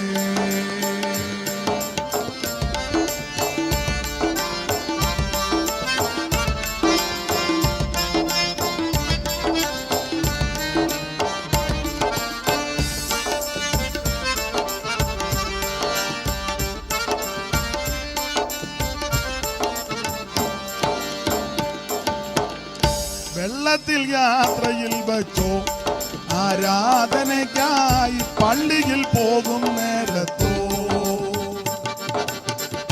വെള്ളത്തിൽ യാത്രയിൽ വെച്ചോ ആരാധനയ്ക്കായി പള്ളിയിൽ പോകും നേരത്തോ. കള്ളം പറഞ്ഞു ചിലർ വ്യാപാര ചന്തയിലോ, കള്ളം പറഞ്ഞു ചിലർ വ്യാപാര ചന്തയിലോ. കള്ളക്കേസിനു പോകും കച്ചേരി തിണ്ണയിലോ, കള്ളക്കേസിനു പോകും കച്ചേരി തിണ്ണയിലോ. എപ്പോഴാണ് എൻ്റെ സോദര മൃത്യു വരുന്ന ഓർക്കായിലെന്തു കഷ്ടമേ. എപ്പോഴാണ് എൻ്റെ സോദര മൃത്യു വരുന്ന ഓർക്കായിലെന്തു കഷ്ടമേ. ഏത് സമയത്തും മരണം വന്ന് പിടികൂടാം. മരണത്തിൽ നിന്ന് ആർക്കും ഒഴിയാവതല്ല. നമ്മേക്കാൾ മിടുക്കന്മാരും ശ്രേഷ്ഠന്മാരും കഴിവുള്ളവരും സാമർഥ്യമുള്ളവരും വൈഭവശേഷിയുള്ളവരെല്ലാം ഈ മരണം വഴിയായിട്ട് കടന്നുപോയി. ഉപദേശി പാടിയ പാട്ട് ഞാൻ മിക്കപ്പെടുത്തും പാടാറുണ്ട്. നിങ്ങൾക്ക് പറയാം, കൊട്ടാരമായാലും വിട്ടേ മതിയാകൂ, കോട്ടയ്ക്കകത്തേക്ക് മൃത്യു ചൊല്ലും. 10,000 നില പൊക്കി പണിഞ്ഞാൽ അതിനുള്ളിലും മൃത്യു കയറി ചൊല്ലും. ഒടുവിൽ ഉപദേശി ആ പാട്ടിൻ്റെ ഒടുവിൽ 1-2 പ്രയോഗം ഞാനത് എപ്പോഴും ചിന്തിക്കുകയും പലപ്പോഴും പറയും. ഒടുവിലത്തെ പ്രയോഗം ഇങ്ങനെ: അയ്യോ അയ്യോ എന്നുള്ള അന്ത്യസ്വരം ഓർത്താൽ അയ്യോ എനിക്കൊന്നും വേണ്ട. ഒടുവിലത്തെ ആ വലിവുണ്ട്, അയ്യോ അയ്യോ എന്നും പറഞ്ഞ് ഇടുപ്പ് രണ്ടും കൂടെ കൂട്ടിപ്പിടിച്ചൊരു വലിവുണ്ട്. കണ്ടിട്ടുണ്ടോ? നമ്മൾ ഈ കൺവെൻഷൻ മാത്രം കാണുന്നത് കൊണ്ട് വേറെയൊക്കെയാണ് ഇപ്പം കാണുന്നത്. അതുകൊണ്ട് ഈ വലിവ് അങ്ങനെ അധികം കാണുന്നില്ല. അതൊന്ന് കാണുന്നത് നല്ലതാണ്. അയ്യോ അയ്യോ എന്നുള്ള അന്ത്യസ്വരം. അപ്പം ആ അന്ത്യസ്വരം ഓർത്താൽ അയ്യോ എനിക്കൊന്നും വേണ്ട. ഞാൻ എപ്പോഴും പറയാറുണ്ട്, എല്ലാ ദിവസവും ഈ മരണത്തെപ്പറ്റി കാണുകയും ചിന്തിക്കുകയും ആലോചിക്കുകയൊക്കെ ചെയ്താൽ നമുക്ക് വലിയ അധികം ടെൻഷനൊന്നും വരികയില്ല, ചിന്താഭാരം അധികം വരികയില്ല. എന്നും രാവിലെ ഇതൊക്കെ ഒന്ന് അറിഞ്ഞ് കണ്ട് പ്രാർത്ഥിക്കുന്നത് നല്ലതാണ്. നമ്മൾ മരിക്കുന്നതും പെട്ടി കിടക്കുന്നതും ആൾക്കാർ വരുന്നതും നമ്മളെപ്പറ്റി പറയുന്നതുമൊക്കെ ഒന്നറിയുന്നത് നല്ലതാണ്. അത് കാണുന്നതും ചിന്തിക്കുന്നത് നല്ലതാണ്. ഏത് സമയത്തും മരണം വന്ന് പിടികൂടും. ആ മരണത്തിൻ്റെ കരം വന്ന് തല ഓടുന്നതിന് മുമ്പ് യേശുവിനെ രക്ഷിതാവായി സ്വീകരിച്ചോണം. അതിനിന്ന് രാത്രി ദൈവം നല്ല അവസരം തരിക. തോട്ടത്തിലെ മേരി ബെന്നിഞ്ഞ പാടിയ പാട്ട് നമ്മൾ സ്കൂളിൽ പഠിച്ചതാ. പടുക്കളെന്ന് പേരെടുത്ത പൂർവിക പ്രമാണികൾ കൊടുക്കുമെന്ന് സംഭവിച്ചു, കേട്ടുകേൾവി ഇല്ലകോ സമർത്ഥനായ സീസറും പ്രശസ്തനായ ഹോമറും സമത്വമറ്റ സോളമൻ തുടങ്ങിയുള്ള വിജ്ഞരും എല്ലാം അമർന്നു പോയി. നമ്മേക്കാൾ മിടുക്കന്മാരും രാജ്യം വെട്ടിപ്പിടിച്ചവരും രാഷ്ട്രീയ സാമുദായിക നേതാക്കന്മാരും മതപണ്ഡിതന്മാരും പ്രമുഖന്മാരെല്ലാം മരണം വഴിയായി കടന്നുപോയി. എന്നാൽ ദൈവം നമുക്ക് ആയുസ് തന്നിരിക്കുക. എന്തിനെന്ന് ചോദിച്ചാൽ ഒന്നുകൂടെ ദൈവസന്നിധി സമർപ്പിച്ച് ആമൻ ദൈവത്തെ ഭജിച്ച് ആരാധിച്ച് നല്ല അന്ത്യം പ്രാപിപ്പാൻ. മനുഷ്യ ജീവിതം ക്ഷണികമാണ്. CS പാടിയ പാട്ടിൻ്റെ ഒരു പദം ഇങ്ങനെ, വെള്ളത്തിൻ കുമിള പോലെ എന്ന് പറഞ്ഞാൽ കുമിള അധികം നേരം കാണുകയില്ല. വേറെ പുസ്തകം പഠിപ്പിക്കുന്നത് ചാഞ്ഞു പോകുന്ന നെടല് പോലെ, പുരപ്പുറത്തെ പുല്ല് പോലെ, നിലത്തെ ഒഴിക്കുന്ന വെള്ളം പോലെ, ആവി പോലെ. അതാണ് മനുഷ്യജീവിതം, ക്ഷണഭങ്കുരമാണ്. പണ്ട് സ്കൂളിൽ പഠിച്ചപ്പോൾ ഒരു പദ്യശകലം മിക്കടത്ത് ഞാൻ ചൊല്ലാറുണ്ട്. നിങ്ങൾ സ്കൂളിൽ പഠിച്ചിട്ടുള്ളവർക്കറിയാം. ഏത് ക്ലാസ്സാണെന്ന് ഞാൻ ഓർക്കുന്നില്ല. അതിനകത്ത് കൊടുത്തിരിക്കുന്നത് അധ്യാത്മരാമായണത്തിൽ 1-2 പ്രയോഗങ്ങളാണ്. അത് എഴുത്തച്ഛൻ, മലയാള ഭാഷയുടെ പിതാവാ, എഴുത്തച്ഛൻ എഴുതിയ വരികളാണ്. ആ വരികൾ ഇങ്ങനെ: ഭോഗങ്ങൾ ഓരോ ക്ഷണപ്രഭ ചഞ്ചലം വേഗേന നഷ്ടമാം ആയുസ്സും ഓർക്കന്നി. നമ്മുടെ ആയുസ് വേഗം നഷ്ടപ്പെടുന്നതാണ്. അത് എഴുത്തച്ഛൻ നല്ല രീതിയിലാണ് അത് കൊടുത്തിരിക്കുന്നത്. അതിങ്ങനെ: ഭോഗങ്ങൾ ഓരോ ക്ഷണപ്രഭാ ചഞ്ചലം വേഗേന നഷ്ടമായുസും ഓർക്കന്നി വക്നി സംതപ്ത ലോകസ്താംബു ബിന്ദുനാ സന്നിഭം മർത്യജന്മം ക്ഷണഭങ്കുരം ചക്ഷുശ്രവണകളസ്തമാം ദർദുരം ഭക്ഷണത്തിനപേക്ഷിക്കുന്നത് പോലെ കാലാകിന പരിഗ്രസ്തമാം ലോകവും ആലോല ചേതസാ ഭോഗങ്ങൾ തേടുന്നു. ആ കവിയുടെ ഭാവനയാ. ചക്ഷുശ്രവണ ഗളസ്തമാം ദർദുരം ഭക്ഷണത്തിന് അപേക്ഷിക്കുന്നത് പോലെ. ചക്ഷുശ്രവണൻ പാമ്പ്, പന്നകം. അപ്പോൾ ചക്ഷുശ്രവണ ഗളസ്തമാം ദർദുരം. അപ്പോൾ പാമ്പ് ഇങ്ങനെ പോയി തവളയെ പിടിച്ചു. ദർദുരം, തവളയെ പിടിച്ച് തവളയെ പാമ്പ് വിഴുങ്ങിക്കൊണ്ടിരിക്കുക. അപ്പം തവളയുടെ വയറിൻ്റെ പകുതിയും 2 കാലും പാമ്പിൻ്റെ വായിക്കകത്ത് ചെന്നു. ബാക്കി ഇനി ആ ഫ്രണ്ടിലത്തെ 2 കുഞ്ഞ് കൈയും തലയുടെ ഭാഗമുള്ള അകത്തോട്ട് പോകാൻ. അപ്പം അതിങ്ങനെ തവള ഇങ്ങനെ ഇരിക്കുക, പാമ്പ് വിഴുങ്ങിക്കൊണ്ടിരിക്കുക. ചക്ഷുശ്രവണൻ പാമ്പ്, ഗളസ്തം കഴുത്ത്, തൊണ്ട, ഗളസ്തം ദർദുരം തവള. ഭക്ഷണത്തിനപേക്ഷിക്കുന്നത് പോലെ കവിയുടെ ഭാവനയാണ്. അപ്പം എനിക്കൊന്ന് എടുത്തച്ഛനത് കണ്ടോണ്ടെങ്ങാണ്ടായിരിക്കും എഴുതിയത്. അപ്പോൾ പാമ്പ് വന്ന് ഈ തവളയെ പിടിച്ച് തവളയുടെ പകുതി പാമ്പിൻ്റെ വായിക്കകത്ത് ഇങ്ങനെ വിഴുങ്ങിക്കൊണ്ടിരിക്കുമ്പം തവളയുടെ മുന്നിൽ കൂടി ഇതുപോലൊരു പ്രാണി പോവുക. അപ്പം തവള കയറി പിടിക്കുക. അവൻ്റെ 3/4 ഭാഗം മറ്റവൻ്റെ വായിക്കകത്തായി. എന്നാലും അവൻ മെന്തിനെ തപ്പി നടക്കുക. ഇതാ മനുഷ്യ ജീവിതം. എല്ലാവരും മെന്ത് തപ്പി നടക്കുക. എടാ ഇതിനെ പകുതി വിഴുങ്ങി വെച്ചിരിക്കുക. അധികം നാളൊന്നും കാണുകയല്ലേ ജോർച്ച. സ്തോത്രം. ആ ബാങ്കിൽ കിടക്കുന്ന കാശെല്ലാം എടുത്ത് യോഗം നടത്തണം. എനിക്ക് തരാനല്ല, ഈ യോഗത്തിന് നല്ല ചെലവുണ്ട്. പിന്നെ അത് പറഞ്ഞിട്ടൊരു സന്തോഷമൊന്നുമില്ല. സുവിശേഷം കേൾക്കാൻ ആൾക്കാർ സുവിശേഷം കേൾക്കട്ടെ, യേശുവിനെ അറിയട്ടെ. സ്തോത്രം. ഇതെല്ലാം കൂടെ ഇട്ട് കഴിഞ്ഞാൽ ചില പിള്ളേരാകുന്ന നല്ലൊരു പെട്ടി പോലും മേടിച്ച് തരികയില്ല. അതിന് ഇന്നാളൊരാൾ പറഞ്ഞ കേട്ടോ, വട്ടയുടെ പെട്ടി മതി, പിന്നെ നമുക്ക് പുറത്ത് വെള്ളയെല്ലാം പൊതിഞ്ഞ് പരുവത്തിനാക്കാമെന്ന്. പിന്നെ വട്ടപ്പെട്ടിക്കകത്തായിരിക്കും കിടക്കുന്നത്. അപ്പോൾ അതുകൊണ്ട് ഉള്ള കാശെടുത്ത് കൊച്ചുങ്ങൾക്കൊക്കെ കൊടുത്തോ, ഇനി എതിരല്ല, എന്നാലും നമുക്ക് ഇതുപോലെ സുവിശേഷ യോഗം വെക്കണം. സ്തോത്രം. ദൈവത്തെ മഹത്വപ്പെടുത്തുക, ദൈവത്തിന് വേണ്ടി നിൽക്കുക. അപ്പോൾ പാമ്പിൻ്റെ വായിപ്പെട്ട തവള പ്രാണിയെ മിന്തിനെ തപ്പുന്നത് പോലെ കവി പറയുക, ചക്ഷുശ്രവണ ഗളസ്തമാൻ ദർദുരം ഭക്ഷണത്തിന് അപേക്ഷിക്കുന്നത് പോലെ കാലാകിനാ പരിഗ്രസ്തമാൻ ലോകവും ആലോല ചേതസാ ഭോഗങ്ങൾ തരുന്നു. കാലമാകുന്ന അഹി പാമ്പ്, കാലമാകുന്ന പാമ്പിൻ്റെ വായിൽപ്പെട്ട് ഈ ലോകം ആലോല ചേതസാ ഭോഗങ്ങൾ തേടിക്കൊണ്ടിരിക്കുക. എന്നാൽ ഇന്ന് രാത്രി അങ്ങനെ തേടി ഓടി നടക്കാനല്ല. ഇന്ന് രാത്രി നീ യേശുവിനെ രക്ഷിതാവായി സ്വീകരിക്കണം. മരണം നിന്നെ പിടികൂടുന്നതിന് മുമ്പ്, ആമേൻ, മരണത്തിൻ്റെ കരം വന്ന് തലോടുന്നതിന് മുമ്പ് ഇന്ന് രാത്രി യേശുവിനെ രക്ഷകനായി സ്വീകരിക്കണം. മറ്റൊരുത്തനിലും രക്ഷയില്ല. രക്ഷിക്കപ്പെടാൻ ആകാശത്തിന് കീഴിൽ മനുഷ്യരുടെ ഇടയിൽ നൽകപ്പെട്ട ഒരേ ഒരു നാമം നസറയനാകുന്ന യേശു ക്രിസ്തുവിൻ്റെ പരിശുദ്ധ നാമം. അപ്പൊ ശ്രദ്ധിക്കുക, ഏത് സമയത്തും മരണം പിടികൂടും. അതുകൊണ്ട് ഇന്ന് രാത്രി മരണത്തിൽ നിന്ന് ജീവനിലേക്ക് പ്രവേശിക്കണം. അത് എടുത്ത വിഷയത്തോട് ബന്ധപ്പെട്ട് ഒന്ന് രണ്ട് കാര്യങ്ങൾ ഓർപ്പിക്കാം. നമ്മൾ ഇന്ന് രാത്രി ചിന്തിക്കാൻ പോകുന്ന വിഷയം, ജീവിച്ചിരിക്കാൻ എന്തൊക്കെ ചെയ്യണം. എന്നെ കേൾക്കുന്ന പ്രിയപ്പെട്ടവരോട് ഓർപ്പിക്കട്ടെ, ജീവിച്ചിരിക്കാൻ എന്തൊക്കെ ചെയ്യണം. കമ്പിവാചകം പോലെ ചില കാര്യങ്ങൾ ഓർപ്പിക്കാം. എന്തൊക്കെ ചെയ്യണം? ഒന്ന്, ജീവിച്ചിരിക്കാൻ എന്ത് ചെയ്യണം? നിങ്ങൾ 2-ാം സങ്കീർത്തനം 12-ാം വാക്യം ഒന്ന് വായിച്ചാട്ടെ. സങ്കീർത്തനം 2:12. ജീവിച്ചിരിക്കേണ്ടതിന് എന്തൊക്കെ ചെയ്യണം. നമുക്ക് അറിവുള്ള വാക്യമാ, എങ്കിലും പൊതുവിൽ ഒന്നുകൂടെ പ്രസ്താവിച്ച് വായിച്ചാട്ടെ. അവൻ കോപിച്ചിട്ട് നിങ്ങൾ വഴിയിൽ വെച്ച് നശിക്കാതിരിപ്പാൻ പുത്രനെ ചുംബിപ്പിൻ. അവൻ കോപിച്ചിട്ട് നിങ്ങൾ വഴിയിൽ വെച്ച് നശിക്കാതിരിക്കാൻ എന്ന് പറഞ്ഞാൽ നശിച്ചു പോകാതെ ജീവിച്ചിരിക്കാൻ ചെയ്യേണ്ട ഒന്നാമത്തെ കാര്യം പുത്രനെ ചുംബിക്കണം. മനസ്സിലാകുന്ന ഭാഷയ്ക്ക് പറഞ്ഞാൽ യേശു ക്രിസ്തുവിനെ ചുംബിച്ചാൽ നിനക്ക് ജീവിച്ചിരിക്കാം. വേറെ ആരെ ചുംബിച്ചാലും വേറെ ആരുടെ പിറകെ പോയാലും രക്ഷപ്പെടത്തില്ല. രക്ഷപ്പെടാനായും ആമൻ ജീവിച്ചിരിക്കാൻ ഒരേ ഒരു മാർഗം യേശു ക്രിസ്തുവിനെ ചുംബിക്കുക. അധികം വിവരിക്കുന്നില്ല, സമയത്തെയും കൂടെ കണക്കിലെടുത്ത. അപ്പോൾ എങ്ങനെ ചുംബിക്കണം? വേദപുസ്തകത്തിൽ ആമൻ ചുംബിച്ച ധാരാളം കാര്യങ്ങളുണ്ട്. ഓർപ്പ ചുംബിച്ചതുപോലല്ല. അമ്മാവിയമ്മയും 2 മരുമക്കളും കൂടെ ഒടുവിലായി. മഹളോനും ഗില്യോനും കടന്നുപോയി. ഇവര് ബേത്ലഹേമിൽ നിന്ന് നേരെ മോവാബിലേക്ക് പോയത്. ഭാഗമൊക്കെ വേദപുസ്തകം പഠിക്കുന്നവർക്കറിയാം.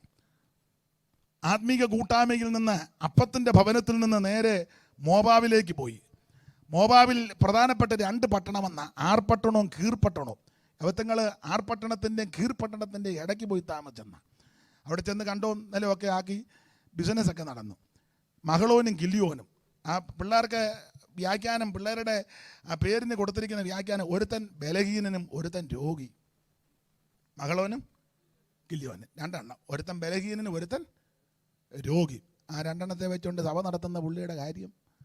ഒരുത്തൻ രോഗി, ഒരുത്തൻ തമ്പേർ തല്ലി പൊട്ടിക്കാന്നല്ലാതെ യുവത്തുങ്ങൾ രണ്ടും. അപ്പൊ ഈ രോഗിയും ബലഹീനനുമാണ്. ബേത്ലഹേം വിട്ട യവത്തങ്ങള് മോവാബിലേക്ക് പോയത്. അപ്പൊ അവിടെ ചെന്ന് നിലവും നിലപാടുമൊക്കെ നല്ലതാ, ബിസിനസ്സും ഒക്കെ ആയി, പക്ഷേ കൂട്ടായ്മയില്ല. ബേത്ലഹേമിലല്ലയോ ആമൻ, അല്ലെങ്കിൽ യെരൂശലേമിനോട് ബന്ധപ്പെട്ടില്ലയോ ആരാധനയും കൂട്ടായ്മയും ആമൻ ദൈവതേജസ്സും ഇറങ്ങുന്ന ഇടം.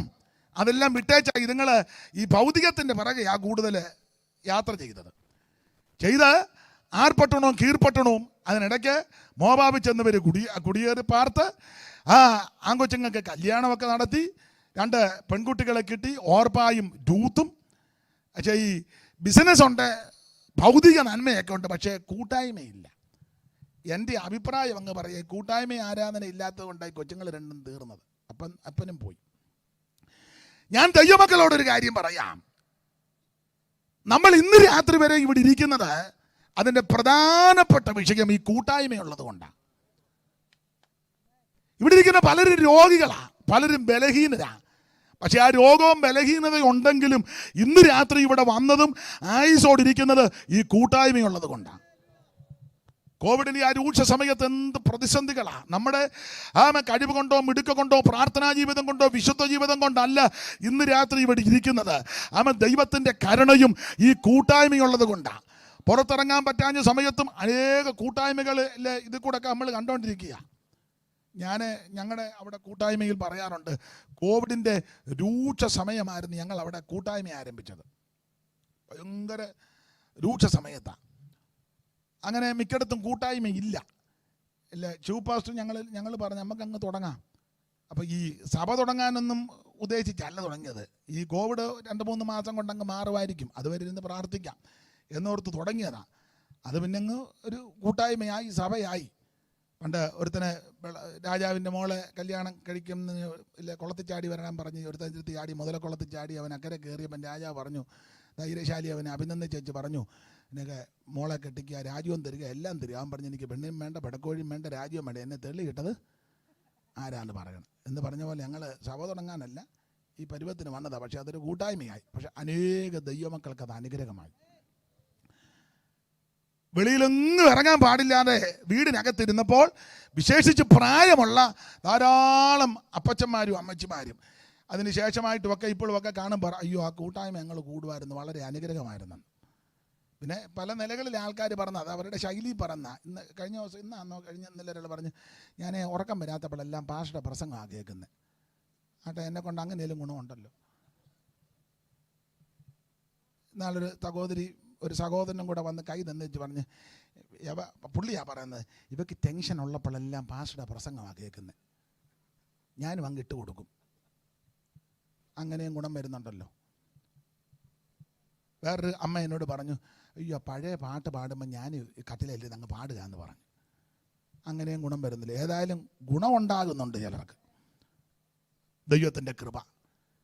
അപ്പം ആ സന്ദർഭത്തിലൊക്കെ അനേകർ ബുദ്ധിമുട്ടി ഒരു കൂട്ടായ്മ കൂടുവാൻ, യാത്ര ചെയ്യുവാൻ, ചർച്ചിൽ പോകുവാൻ ഭാരപ്പെട്ടിരുന്നപ്പോൾ ഈ കൂട്ടായ്മയാണ് നമുക്ക് ബലം തന്നത്.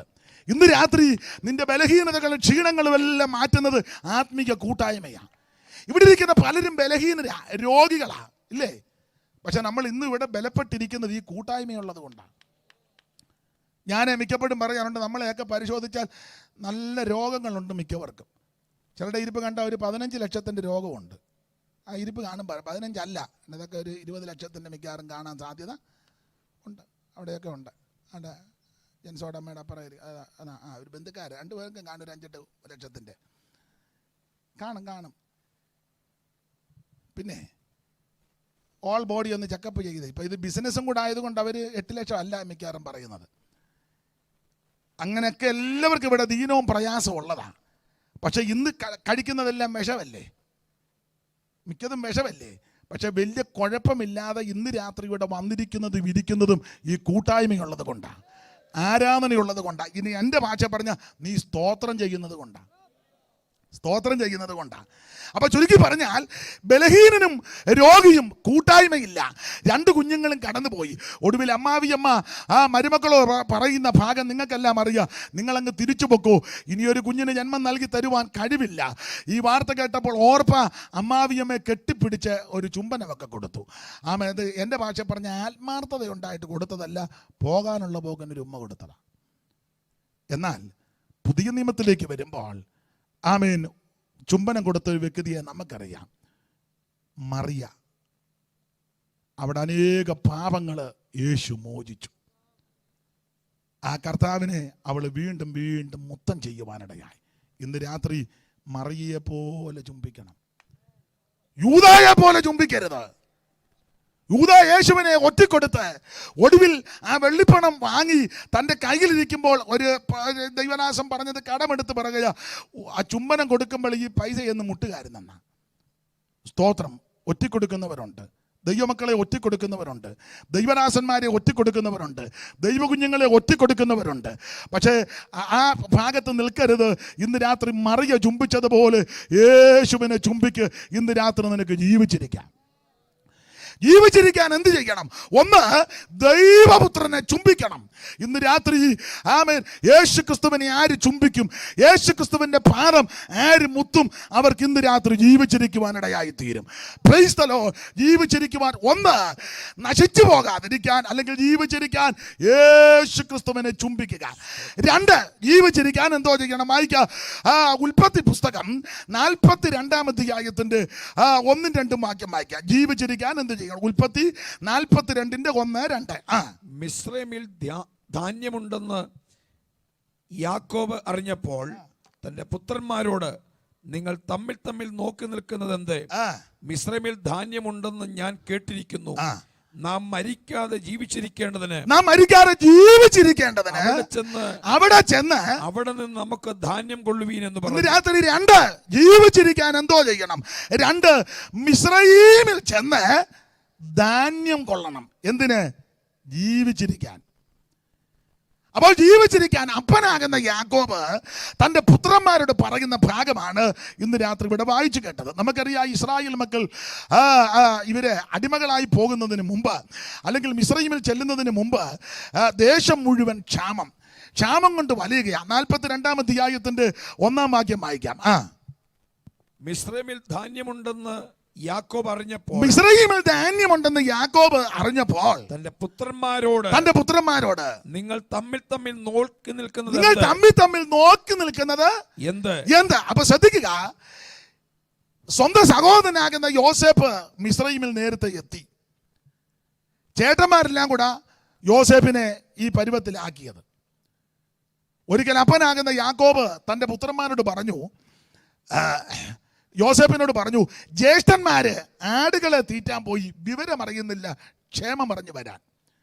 കാരണം ഈ പിള്ളേര് ആടുകളെ തീറ്റാൻ പോയപ്പോൾ അപ്പന് വെപ്രാളം വരാൻ കാരണം ഞാൻ പറയാറുണ്ട്, മറ്റൊന്നുമല്ല, ഇവർ ശേഖേമിലാ പോയത് ആടുകളെ തീറ്റാൻ. നമ്മൾ ആ ഭാഗം പഠിക്കുമ്പോൾ ഇങ്ങനെ കാണും, ശേഖേമിലാണ് യോസേഫിന്റെ ജ്യേഷ്ഠന്മാർ, യാക്കോബിന്റെ പുത്രന്മാർ ആടുകളെ തീറ്റാൻ പോയത്. അപ്പൊ ആടുകളെ തീറ്റാൻ പോയിട്ട് ഇവരുടെ വിവരം അറിയുന്നില്ല. കാരണം ഇന്നത്തെ പോലെ മൊബൈലോ മറ്റ് സംവിധാനങ്ങളില്ല. വന്നില്ല. അപ്പോൾ അപ്പന് വെപ്രാളമായി, പിള്ളേര് പോയിട്ട് യാതൊരു വിവരവും ഇല്ല. കാരണം ഇവർ ശേഖേമിലായി പോയേക്കുന്നത്. കാരണം അപ്പൻ്റെ വെപ്രാളം ശേഖേം പൗരന്മാരുമായിട്ട് പണ്ട് ഉടക്കുണ്ടായതാണ്. ഇവർക്ക് ഉണ്ടായിരുന്ന ഒരേ ഒരു പെങ്ങള് പണ്ട് നാട് കാണാനൊരു പോക്ക് പോയി. നാട് കാണാൻ പോയെന്നല്ല, വേദപഠിതാക്കൾ പറയുന്നത് നടനം ചെയ്യാൻ പോയെന്ന. ഇവളും ഡാൻസ് കളിക്കാൻ പോയെന്ന. അവിടെ ആണ്ടോടാണ്ടക്ക് ഇങ്ങനെ ഒരു പ്രോഗ്രാമുണ്ട്, അതിൽ എവളും പോയി. ദീനാചരിതമെന്ന് സൈമൺ സാറ് വേദവികാരത്തിലൊരു ഹെഡിങ് തന്നെ കൊടുത്തിട്ടുണ്ട്, ദീനാചരിതം. ദീനാമ്മ പോയതും അവിടെ ആ പോക്കും വരവും ഒക്കെ അതൊന്നും ഞാൻ ഇപ്പം ചൊല്ലുന്നില്ല. അത് ഈ ബ്രദറൻ സഭയിലുള്ള സഹോദരന്മാർക്ക് ആ ഭാഗം നന്നായിട്ട് അറിയാം. അപ്പോൾ അവരും ചിലപ്പോൾ ഇതിനകത്ത് കാണുകൊണ്ട് ഞാനിപ്പോൾ ചൊല്ലുന്നില്ല. ദീനാചരിതം. അപ്പോൾ ചുരുക്കി പറഞ്ഞാൽ ദീനാമ്മ ഇങ്ങനെ വീട് വിട്ടു പോയെന്ന. അത് സാറ് കൊടുത്തിരിക്കുന്ന ഒരു പ്രയോഗമുണ്ട്, ആഴ്ചകൾ മാറുമ്പോൾ വീഴ്ചകൾ വന്നിടും ദുഷ്പഥത്തിൽ. കാഴ്ചകൾ കണ്ട് ആഴ്ചകൾ മാറുമ്പോൾ വീഴ്ചകൾ വന്നിടും ദുഷ്പഥത്തിൽ. കാരണം ആവശ്യമില്ലാത്തതെല്ലാം ഇവള് കാണുക. ദീനാമേ അവിടെ നടനം ചെയ്യാൻ പോകുമ്പം ഒത്തിരി കാര്യങ്ങൾ കാണാറുണ്ട്. ആൾക്കാർക്കെല്ലാം അതൊക്കെ കാണുന്നതാ ഇഷ്ടം. ഏതാ? നടനം കാണുന്നതാ ഇഷ്ടം. അത് കാണിക്കാനായിട്ട് തന്നെ ചിലർ ഇരിപ്പുണ്ട്. സ്തോത്രം. എന്തുവാന്നോ, ഇന്നാളൊരാൾ പറഞ്ഞു, അതങ്ങ് കാണിക്കാൻ പറഞ്ഞു. അപ്പോൾ ചോദിച്ചു എന്തുവാന്ന് ചോദിച്ചു. അതങ്ങ് കാണിക്കും. അപ്പം വേറൊരുത്തൻ പറഞ്ഞു, തെളിച്ച് കാണിക്കണ്ട. അതിന് വേറൊരു പ്രയോഗമാണ് പറഞ്ഞേനെ. ഞാനത് പറഞ്ഞാൽ തെറ്റും. എന്താ എന്തോ ടീച്ചർ പാസ്റ്റേ? അതാ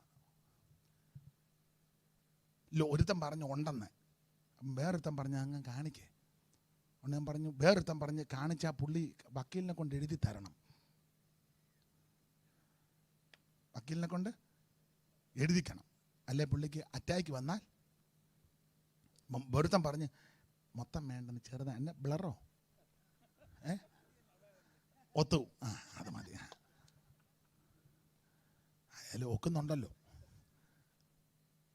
ആവശ്യമില്ലാത്തതെല്ലാം കാണാനാ ആൾക്കാരുടെ താല്പര്യം. അപ്പോൾ കാഴ്ചകൾ കണ്ട് ആഴ്ചകൾ മാറുമ്പോൾ വീഴ്ചകൾ വന്നിടും ദുഷ്പഥത്തിൽ. അങ്ങനെ സാറ് കൊടുത്തിരിക്കുന്ന പ്രയോഗം. അപ്പൊ ദീനാമ ഇത് കാണാനായിട്ട് കടന്നുപോയി. ശേഖേം പൗരന്മാർക്ക് അവളിൽ തൃപ്തി തോന്നി. ശേഖേം വന്നവളെ കൂട്ടിക്കൊണ്ടുപോയി യാക്കോബുമായിട്ട് ഒടുവിൽ ഉടമ്പടി ചെയ്തു. അപ്പനാകുന്ന യാക്കോബ് ശേഖേം പൗരന്മാരുമായിട്ട് ഉടമ്പടി ചെയ്തു.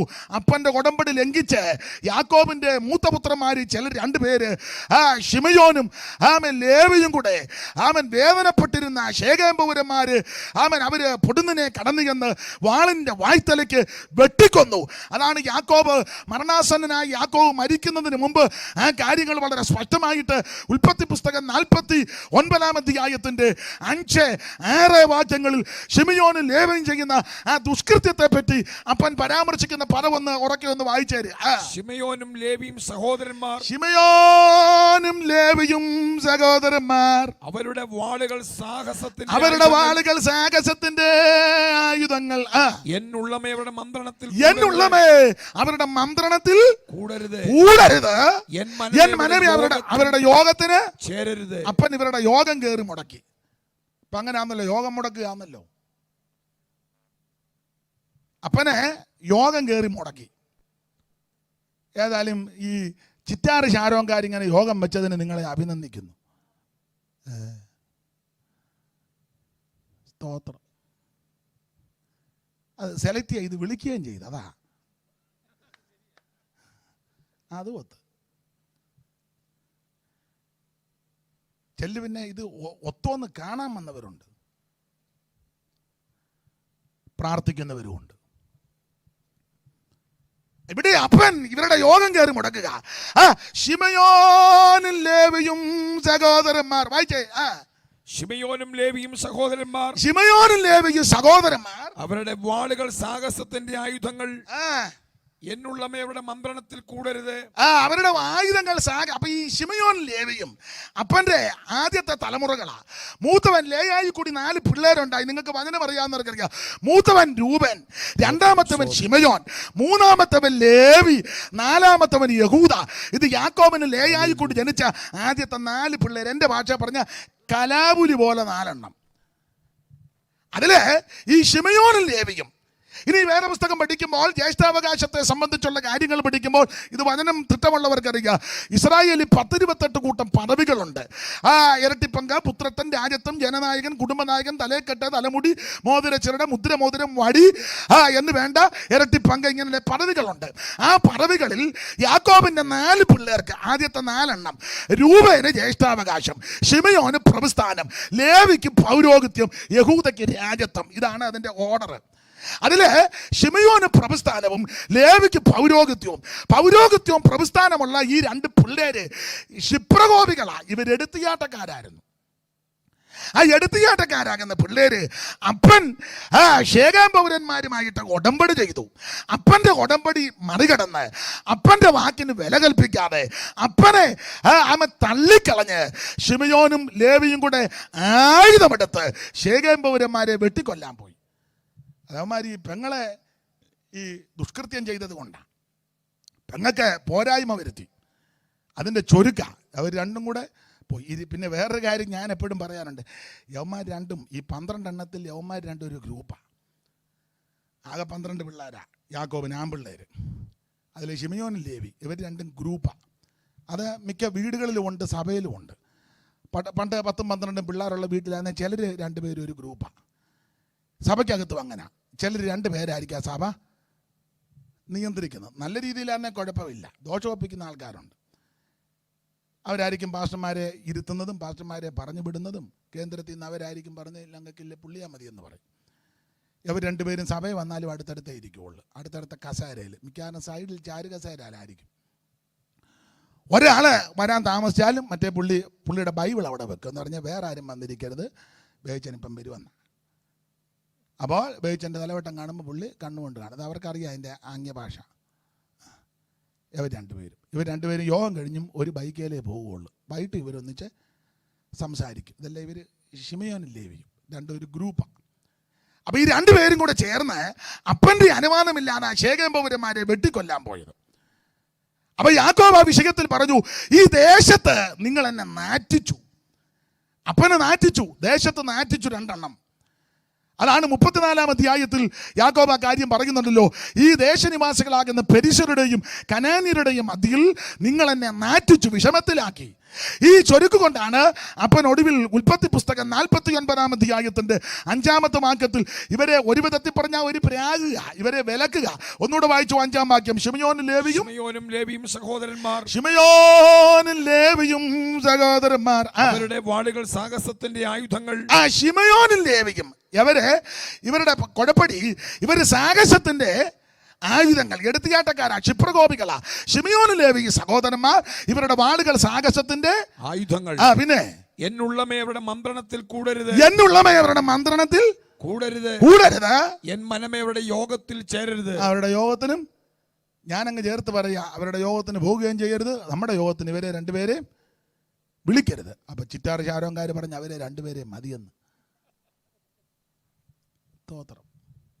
അത് വേറൊരു വിഷയം, അങ്ങനെ ഇരിക്കട്ടെ. എന്തായാലും ലേവിയെ പറ്റി ഒടുവിൽ പറയുന്ന ഒരു പ്രത്യേക പ്രയോഗമുണ്ട്.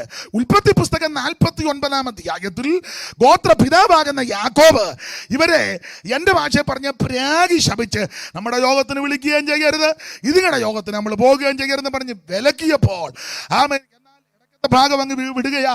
ഈ ലേവിയും ശിമിയോനും ഒക്കെ ദൈവസന്നിധി അനുദപിച്ചു. വിശേഷിച്ച് ലേവി അനുദപിച്ചു. ലേവി ദൈവത്തോട് കാര്യങ്ങൾ പറഞ്ഞു, ദൈവമേ ക്ഷിപ്രകോപത്താൽ വാളെടുത്ത് വെട്ടിപ്പോയി, അതുകൊണ്ട് ആമേ മാപ്പാക്കണം. ഈ പ്രാർത്ഥന സ്വർഗം കേട്ട് കാണും. അതുകൊണ്ട് ലേവി എതിർക്കാനും കയർക്കാനും ഉടക്കാനും പോയില്ല. എൻ്റെ ഭാഷയെ പറഞ്ഞ ലേവി കുത്തിയിരുന്ന് പ്രാർത്ഥിച്ചു. ലേവിക്ക് ഒരു കാര്യം അറിയാം, ആമേ ഒരു അവസരം ദൈവം തരും. ദൈവം തരുന്ന അവസരം വരുമ്പോൾ ആമൻ ദൈവം എന്നെ രംഗത്ത് കൊണ്ടുവരും. ലേവി ദൈവസന്നിധി പ്രാർത്ഥിച്ചു. എന്നെ കേൾക്കുന്ന ദൈവമക്കളോട് പറയാ, നിന്നെ ഒറ്റപ്പെടുത്തുമ്പോൾ, തള്ളിക്കളയുമ്പോൾ, പഠിക്കുമ്പോൾ, ആക്ഷേപിക്കുമ്പോൾ പതറരുത്. ഞാനൊരു ആയുധം നിങ്ങൾക്കറിയാം, മുഴങ്കാലയിലിരുന്ന് പ്രാർത്ഥിക്കണം. മറുപടി പറയാൻ പോകരുത്, എതിർക്കാൻ പോകരുത്, കയർക്കാൻ പോകരുത്, ഉടക്കാൻ പോകരുത്. ചെയ്യേണ്ട ഒരേ ഒരു ആയുധം മുട്ടയിലിരുന്ന് പ്രാർത്ഥിക്കണം. Praise the Lord. പ്രാർത്ഥിക്കുന്ന ദൈവത്തിന്റെ പൈതലിന് സമയമാകുമ്പോൾ ആമൻ ദൈവം നിന്നെ ഉയർത്തും, ദൈവം നിന്നെ മാനിക്കും. ലേവി അവസരം നോക്കിയിരുന്നു. അങ്ങനെ അവസരം നോക്കിയിരുന്നപ്പോഴാ ഇല്ല കാളെ യവന്മാര് ഉണ്ടാക്കി തുള്ളിച്ചു. കാള തുള്ളല് പെണ്ണുങ്ങളെല്ലാം കൂടെ കുണുക്കെല്ലാം കൂടെ ഓടിക്കൊണ്ട് കൊടുത്ത ഭാഗം നിങ്ങൾക്കറിയാം. അകരോന്നതവരുടെ കയ്യിൽ നിന്ന് ഒന്നാമത്തെ മഹാപുരോഹിതനാണ് അയാൾ ഈ പണിയെല്ലാം ചെയ്തത്. അയാൾ കുണുക്കെല്ലാം കൂടെ മേടിച്ച് ഈക്കകത്തിട്ട് പരുവത്തിനടിച്ച് രൂപപ്പെടുത്തി കൊത്തുള്ളി കൊണ്ട് പാച്ച വരുത്തി കാളക്കുട്ടി ഉണ്ടാക്കി. ഒടുവിലുമ്മമാരെല്ലാം കൂടെ പറഞ്ഞ്, ഇസ്രായേലേ ഇത് നിന്നെ മിസ്രൈം എന്ന് കൊണ്ടത് ദൈവമാണ്. കാളയുടെ പുറകെ നിന്നെല്ലാം കൂടെ തുള്ളി അരിജം കയറി തുള്ളിയവരുണ്ട്, ആമൻ കലി കയറി തുള്ളിയവരുണ്ട്, കാളയെ കണ്ട് തുള്ളിയവരുണ്ട്, ഇത് പൊന്ന് കണ്ട് തുള്ളി, പല നിലയിലാണ് തുള്ളുന്നത്. തുള്ളലങ്ങോട്ട് മൂത്ത് കഴിഞ്ഞപ്പോൾ മോശ ഇറങ്ങി വന്ന് കാര്യം ചോദിച്ച ഭാഗം നിങ്ങൾക്കറിയാം. അപ്പോൾ മോശ ചോദിച്ചു, യഹോവയുടെ പക്ഷത്തുള്ളവൻ മാറി നിൽക്കട്ടെന്നല്ല, എൻ്റെ അടുക്ക വരട്ടെന്ന്. അല്ല, ഇപ്പം യഹോവയുടെ പക്ഷത്തുള്ളവരെ ആണെന്നല്ല മാറ്റി നിർത്തുന്നത്. നിങ്ങൾ പറഞ്ഞാൽ ശരി. യഹോവയുടെ പക്ഷത്തുള്ളവൻ എൻ്റെ അടുക്കൽ വരട്ടെ മോശ വിളിച്ചു പറഞ്ഞു. അങ്ങനെ അങ്ങോട്ട് പറഞ്ഞപ്പോൾ നിങ്ങൾക്ക് ഭാഗം അറിയാം. ലേവി ചാടി ഇഞ്ഞു വന്നു. ലേവി ഇങ്ങനെ അവസരം നോക്കിയിരിക്കുക. ലേവി ചാടി വന്നപ്പോൾ പറഞ്ഞു, നീ അവരുടെ മുഖവും ഒന്നും നോക്കരുത്, ആമ യഹോവയ്ക്ക് വേണ്ടി യുദ്ധം ചെയ്യാൻ പറഞ്ഞു. ഈ വിഷയം ദൈവം അങ്ങ് കുറിച്ച് വെച്ചേച്ച് ലേവിയെ പറ്റി പറഞ്ഞ കാര്യം നമുക്കറിയാം. വായിച്ചേ, പടിനിമത്തിന്റെ മധ്യസ്ഥനാകുന്ന മോശ ലേവിയെ പറ്റി പറഞ്ഞ കാര്യമാണ്. ആവർത്തന പുസ്തകം 33-ാം അധ്യായത്തിന്റെ 7 മുതലുള്ള വാക്യം ഒന്ന് വായിച്ചാട്ടെ. 7-8 മുതലുള്ള വാക്യം ഒന്ന് വായിച്ചാട്ടെ. ആവർത്തന പുസ്തകം 33-ന്റെ 8 മുതൽ വായിച്ചോ. എല്ലാം വായിക്കാൻ നേരമില്ല. ആവർത്തന പുസ്തകം 33-ന്റെ 8 മുതൽ ലേവിയെ പറ്റി പറഞ്ഞത്. ലേവിയെ കുറിച്ച് അവൻ പറഞ്ഞത്, നിന്റെ തുമ്മീമും ഊറീമും നിൻ ഭക്തൻ പക്കലിരിക്കുന്നു. നിന്റെ തുമ്മീമും ഊറീമും നിന്റെ ഭക്തന്റെ പക്കലിരിക്കുന്നു. നീ മസായിൽ വെച്ച് പരീക്ഷിക്കുകയും കലകജലത്തിങ്കൽ പൊരുതുകയും ചെയ്തവന്റെ പക്കൽ തന്നെ അവൻ അപ്പനെയും അമ്മയെയും കുറിച്ച് ഞാൻ അവനെ കണ്ടില്ല എന്ന് പറഞ്ഞു. അവൻ അപ്പനെയും അമ്മയെയും കുറിച്ച്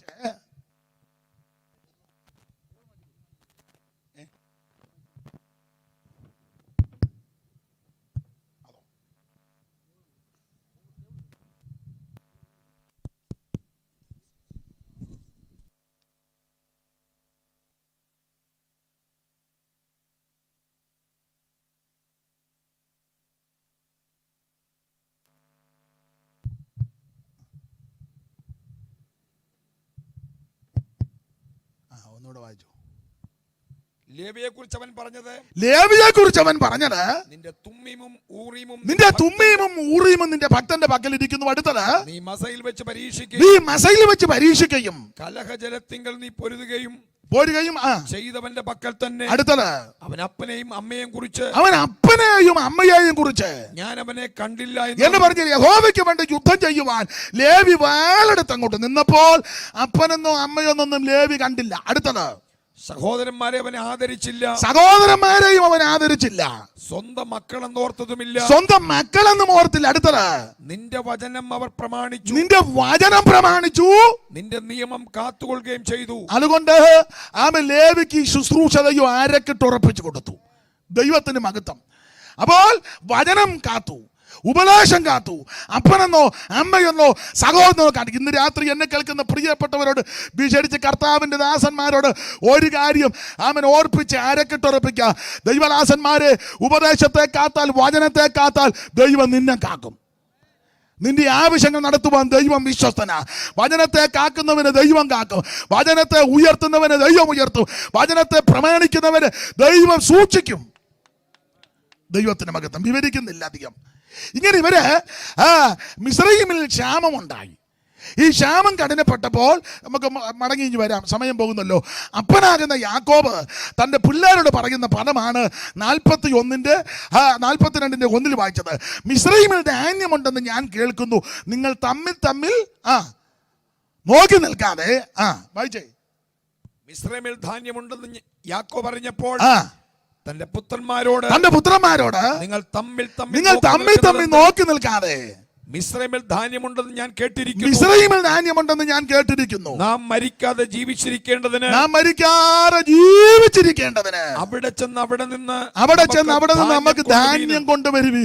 ജീവിച്ചിരിക്കാൻ ചെയ്യേണ്ട രണ്ടാമത്തെ കാര്യം, മിസ്രയീമിൽ ചെന്ന് ധാന്യം കൊള്ളണം. അതിലെ ആദ്യത്തെ പദം, നിങ്ങൾ തമ്മിൽ നോക്കി നിൽക്കുന്നത് എന്താ?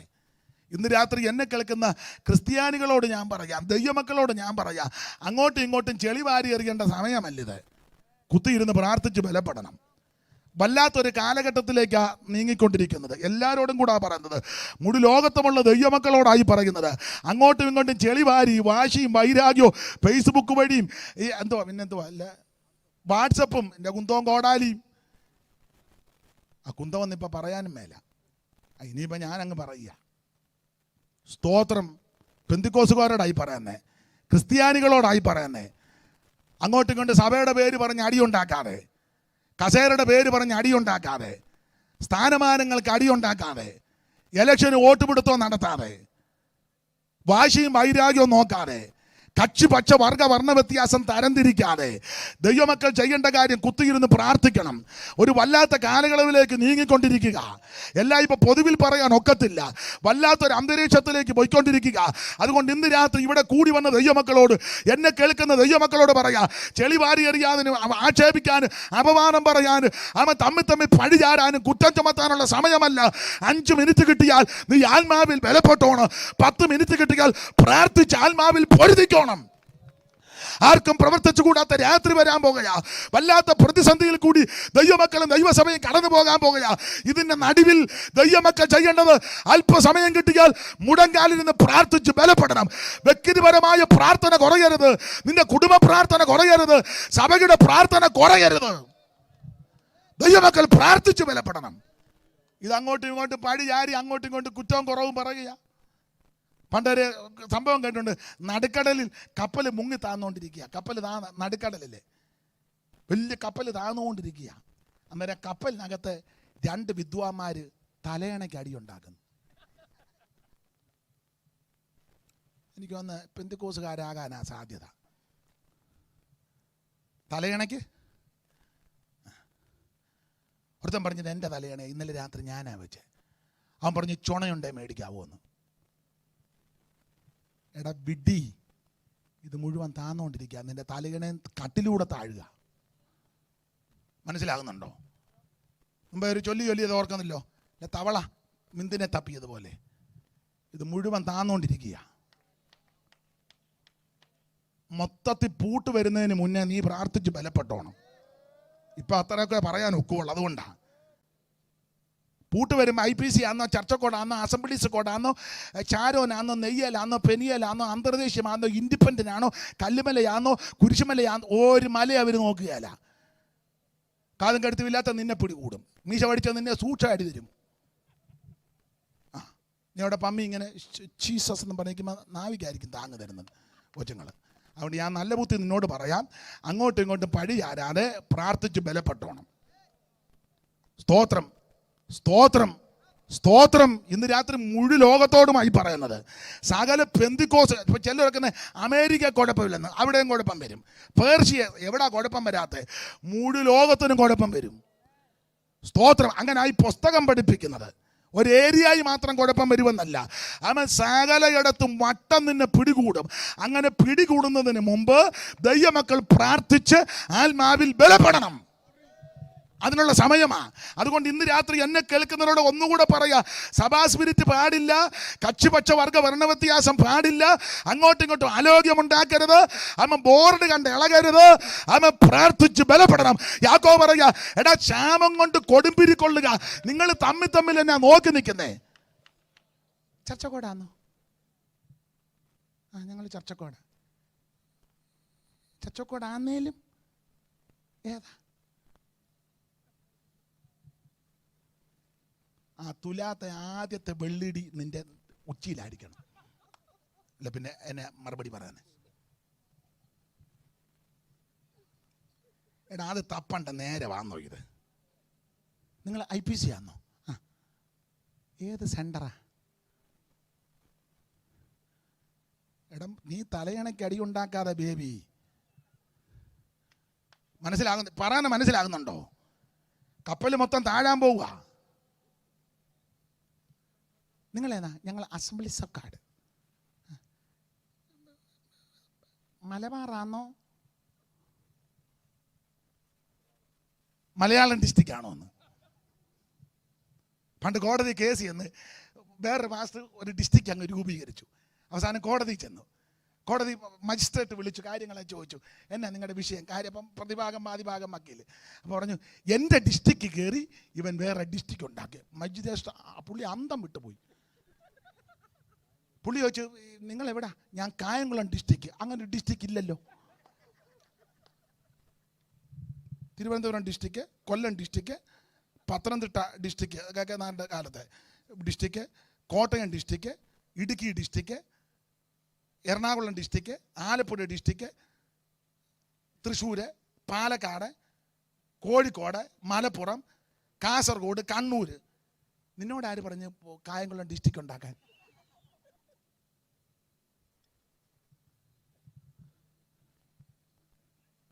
അപ്പോൾ അവൻ ചോദിച്ചു, ഇനി ഏത് ഡിസ്ട്രിക്റ്റാണ് ഉണ്ടാക്കിയ? കരുനാഗപ്പള്ളി ഡിസ്ട്രിക്റ്റ്. എടാ തലയണയ്ക്ക് അടി ഉണ്ടാക്കാതെ പെന്തിക്കോസുകാരോടായി പറയുന്നത്, നീ മുട്ടയിലിരുന്ന് പ്രാർത്ഥിക്ക്. തമ്മിൽ നോക്കി നിൽക്കാതെ, തമ്മിൽ സ്കാൻ ചെയ്യാതെ നീ പ്രാർത്ഥിക്കാൻ. ചെല്ല് നടന്നു പോകുമ്പോൾ ചെല്ല് നന്നായിട്ട് സ്കാൻ ചെയ്യുന്നവരുണ്ട്. ഞാനാന്ന് കഴിഞ്ഞ ആഴ്ച എല്ലാം കുമ്പനാട്ട് എല്ലാ ദിവസവും പോയി. എന്നെയാണ് ചൊവ്വിനെ അങ്ങ് സ്കാൻ ചെയ്യുക. ഞാനും നല്ല വിടർന്ന് അങ്ങ് നിന്ന് കൊടുത്ത്, നീ എഴുതി വെച്ച് അങ്ങ് പോടാൻ, ഇനി ഇത് കൂടുതൽ എന്നാ ചെയ്യാനാ? ഞാൻ ഓടെ നിന്ന്. നീ തമ്മിൽ നോക്കി നിൽക്കാതെ സ്തോത്രം മുട്ടയിലിരുന്ന് പ്രാർത്ഥിച്ച് ബലപ്പെടാൻ. ഇത് തമ്മിൽ ആക്ഷേപിക്കേണ്ട, അപവാദം പറയേണ്ട, ചെളിവാരി എറിയേണ്ട സമയമല്ല. ദൈവമക്കളോടായി പറയുന്നത്, പ്രാർത്ഥിച്ച് ബലപ്പെട്. ഇന്ന് രാത്രി ഓർപ്പിക്കട്ടെ, ജീവിച്ചിരിക്കാൻ എന്ത് ചെയ്യണം? 1, അവൻ പുത്രനെ ചുംബിക്കണം. 2, മിസ്രയീമിൽ ചെന്ന് ധാന്യം കൊള്ളണം. എന്താ ഈ മിസ്രയീമിൽ ചെന്ന് ധാന്യം കൊള്ളണമെന്ന് പറയാൻ കാര്യം? അതാ മിസ്രയീമിനെ പറ്റി ആത്മീയമായിട്ടൊരു വ്യാഖ്യാനം വെളിപ്പാട് പുസ്തകം അധികം വ്യാഖ്യാനിക്കുന്നില്ല. 11-ാം അധ്യായത്തിന്റെ 8-ാം വാക്യം വായിച്ചു. എന്താ ഈ മിസ്രയീം? വെളിപ്പാട് പുസ്തകം 11-ന്റെ 8 അതിന്റെ ആത്മീയ വ്യാഖ്യാനം വായിച്ചാട്ട്. വെളിപ്പാട് 11-ന്റെ 8. വെളിപ്പാട് പുസ്തകം 11-ാം അധ്യായം വിവാദ അധ്യായമാണ്. വേദപഠിതാക്കളുടെ ഇടയിൽ തർക്കമുള്ള അധ്യായമാണല്ലോ വെളിപ്പാട് 11. അതിലെ പ്രതിപാദ്യ വിഷയം തന്നെ 2 സാക്ഷികൾ പ്രത്യക്ഷപ്പെടുന്നു. അത് ഏലിയാവും മോശയുമാണെന്നും ഹാനോക്കും ഏലിയാവുമാണെന്നൊക്കെ തർക്കം അവിടെ നിൽക്കട്ടെ. 2 സാക്ഷികളെ പറ്റി പരാമർശിക്കുമ്പോൾ പറയുന്ന ഒരു പദമുണ്ട് 11-ന്റെ 8. അവരുടെ കർത്താവ് ക്രൂശിക്കപ്പെട്ടതും ആത്മീകമായി സോദോമെന്നും മിസ്രൈമെന്നും പേരുള്ളതുമായ മഹാനഗരത്തിന്റെ വീതിയിൽ അവരുടെ ശവം കിടക്കും. സകല വംശക്കാരും ഗോത്രക്കാരും ഭാഷക്കാരും ജാതിക്കാരും അവരുടെ ശവം 3.5 ദിവസം കാണും. അപ്പോൾ ആത്മീകമായി മിസ്രയീം എന്നും സൊലോമോനും പേരുള്ളതുമായ മഹാനഗരത്തിന്റെ വീതികളിൽ അവരുടെ ശവം കിടക്കും. ആത്മീകമായി മിസ്രയീം. ആ മിസ്രയീമിന്റെ പ്രത്യേകത അവിടെ എഴുതി വച്ചിരിക്കുന്നത് അവരുടെ കർത്താവ് ക്രൂശിക്കപ്പെട്ട ഇടമാണ്. അവരുടെ കർത്താവ് അങ്ങനല്ലേ എഴുതിയേക്കുന്നേ. അവരുടെ കർത്താവ് ക്രൂശിക്കപ്പെട്ടതും. അപ്പൊ അവരുടെ കർത്താവ് ക്രൂശിക്കപ്പെട്ട ഇടം, ആ സ്ഥലത്തിന് ഇവിടെ കൊടുത്തിരിക്കുന്ന പ്രയോഗമാണ് ആത്മീകമായി മിസ്രയീം. അങ്ങനെയെങ്കിൽ ഇന്ന് രാത്രി നമ്മുടെ വിഷയത്തോടുള്ള ബന്ധത്തിൽ മിസ്രയീമിൽ ചെന്ന് ധാന്യം കൊള്ളണം. എന്തിന്? ജീവിച്ചിരിക്കാൻ. എന്തുവാ മിസ്രയീം? അവരുടെ കർത്താവ് ക്രൂശിക്കപ്പെട്ട ഇടം. അങ്ങനെയെങ്കിൽ ഇന്ന് രാത്രി ഒരു ചിന്ത പറയാ, ജീവിച്ചിരിക്കാൻ ചെയ്യേണ്ട രണ്ടാമത്തെ കാര്യം, ക്രൂശിന്റെ ചുവട്ടിൽ വന്ന് യേശുവിനെ രക്ഷകനായി സ്വീകരിച്ച് നീ മുൻപോട്ട് പോയാൽ നിനക്ക് ജീവിച്ചിരിക്കാം. ഇന്ന് രാത്രി ജീവിച്ചിരിക്കാനുള്ള മാർഗമാ ക്രൂശിന്റെ ചുവട്ടിൽ വന്ന് ഏറ്റുപറ, യേശുവേ ഞാനൊരു പാപിയാ, യേശുവേ ഞാനൊരു ക്രമം കെട്ടവനാ, യേശുവേ ഞാനൊരു ദോഷിയാ, യേശുവേ ഞാനൊരു ഭോഷനാ, ഞാനൊരു മഹാപാപിയാ. ഇന്ന് രാത്രി മനുഷ്യവർഗത്തിന്റെ പാപത്തിന്റെ പരിഹാരത്തിനാണല്ലോ അവിടുന്ന് പങ്കപ്പാട് സഹിച്ചത്. മുൾക്കിരീടധാരിയായി, മുഖത്തെ രോമമെല്ലാം പിടിതെടുക്കപ്പെട്ടവനായി, കണ്ടാൽ ആളല്ലെന്ന് തോന്നുമാറ് ചാട്ടവാറിന്റെ ഘോരമായ പ്രകടമേറ്റ് മുൾക്കിരീടധാരിയായി കോലുകൊണ്ട് തലയിൽ അടിച്ചപ്പോൾ മുള്ള് അകത്തോട്ടിറങ്ങി. ചരിത്രം പറഞ്ഞ് കണ്ണ് വെളിയിലോട്ട് ഉന്തി വന്നു. ആമ മുതുക സങ്കീർത്തനക്കാരൻ പറയുക ഉടവചാല് പോലെ നീളത്ത് കീറി. ആമേ രോമൻ കത്തിരിക്കുന്ന ഇടയിൽ മിണ്ടാതിരിക്കുന്ന കുഞ്ഞാടിനെ പോലെ അവിടുത്തെ താഴ്ചയിൽ ന്യായം കിട്ടാതെ വന്നു. ആമൻ മുഖത്ത് കാർക്കച്ച് തുപ്പലേറ്റ് മുത്തി ചുരുട്ടിയുള്ള ആമൻ പ്രഹരമേറ്റ് കണ്ണ് മൂടിക്കെട്ടി അവിടുത്തെ കന്നത്തടിച്ചു. ഈ പങ്കപ്പാടുകളെല്ലാം സഹിച്ചത് അവിടുത്തെ രക്തം നമുക്ക് വേണ്ടി ചിന്തി. ഇന്ന് രാത്രി ഒടുവിൽ കാൽവറിയുടെ കൊലമരത്തിൽ രണ്ട് ദുഷ്പ്രവർത്തിക്കാണ് നടുവിൽ ഇരുമ്പാടുകളിൽ തൂങ്ങപ്പെട്ട് കിടക്കുന്ന യേശു ക്രിസ്തു എന്തിന് ഞാനും നീയും അനുഭവിക്കേണ്ട പങ്കപ്പാടുകൾ, വേദനകളും ശാപങ്ങളും ദോഷങ്ങളും നമുക്ക് വേണ്ടി അവിടുന്ന് സഹിച്ചു. മനത്തോടെ ശാപ മരത്തിൽ തൂങ്ങിയ മാനുവേല ദൈവജാ മനസ്സോടെ ശാപ മരത്തിൽ തൂങ്ങിയ മാനുവേല ദൈവജാ നിനക്ക് ചേർന്ന് പാടാം.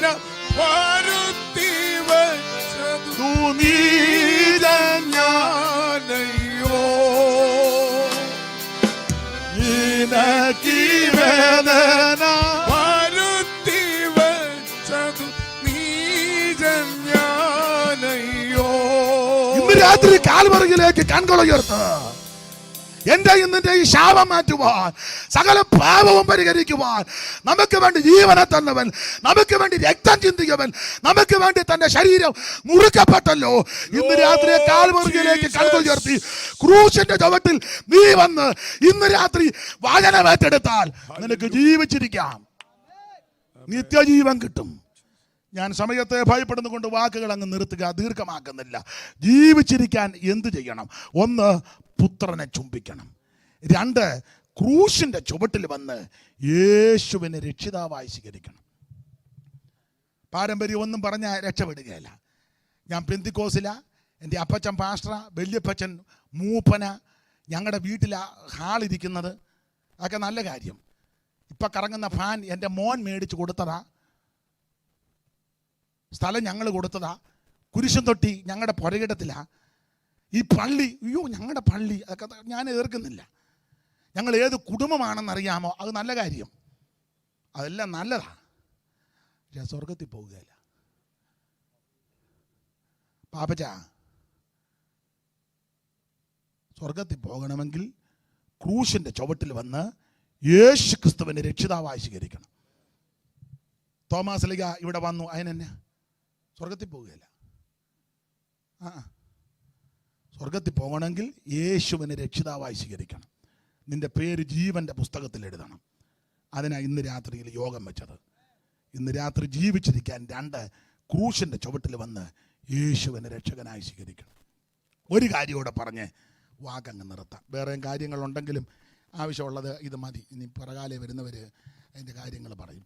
ജീവിച്ചിരിക്കാൻ മൂന്ന് എന്തോ ചെയ്യണം. വായിച്ച് എഫീസ്യ ലേഖനം 6-ാം അധ്യായത്തിൻ്റെ 1-2. അത് പറയാതിരിക്കാൻ ഒക്കത്തില്ല. അതുകൊണ്ട് അങ്ങ് വായിച്ച് നമുക്ക് 1-2 കാര്യം പറഞ്ഞങ്ങ് പിരിയാം. എഫീസ്യ ലേഖനം 6-ാം അധ്യായത്തിൻ്റെ 1-2.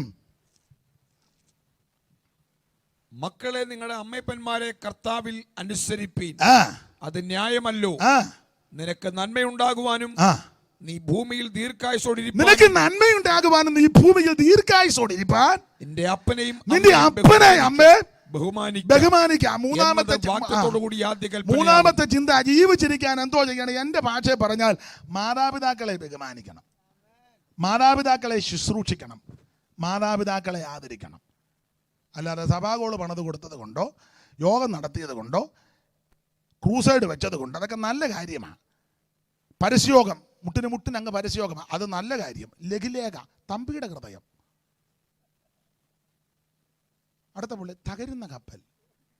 അവൻ്റെ വീടാകെ തകർന്നിരിക്കുക, തന്തയും തള്ളയും വെള്ളം കുടിക്കാതെ തകർന്ന് പരുവക്കേടാ. എന്നാലും ഇവൻ അപ്പറെ കൊണ്ട് തകരുന്ന കപ്പൽ. സ്തോത്രം. ഇതൊക്കെ നല്ലതാ. ലഘുലേഖ കൊടുക്കുന്ന നല്ലതാ, പരസ്യോഗം നല്ലതാ, കൺവെൻഷനിൽ പ്രസംഗിക്കുന്ന നല്ലതാ, സഭാകാളിൽ പോകുന്ന നല്ലതാ, സഭാകോള് പണിത് കൊടുക്കുന്നത് നല്ലതാ.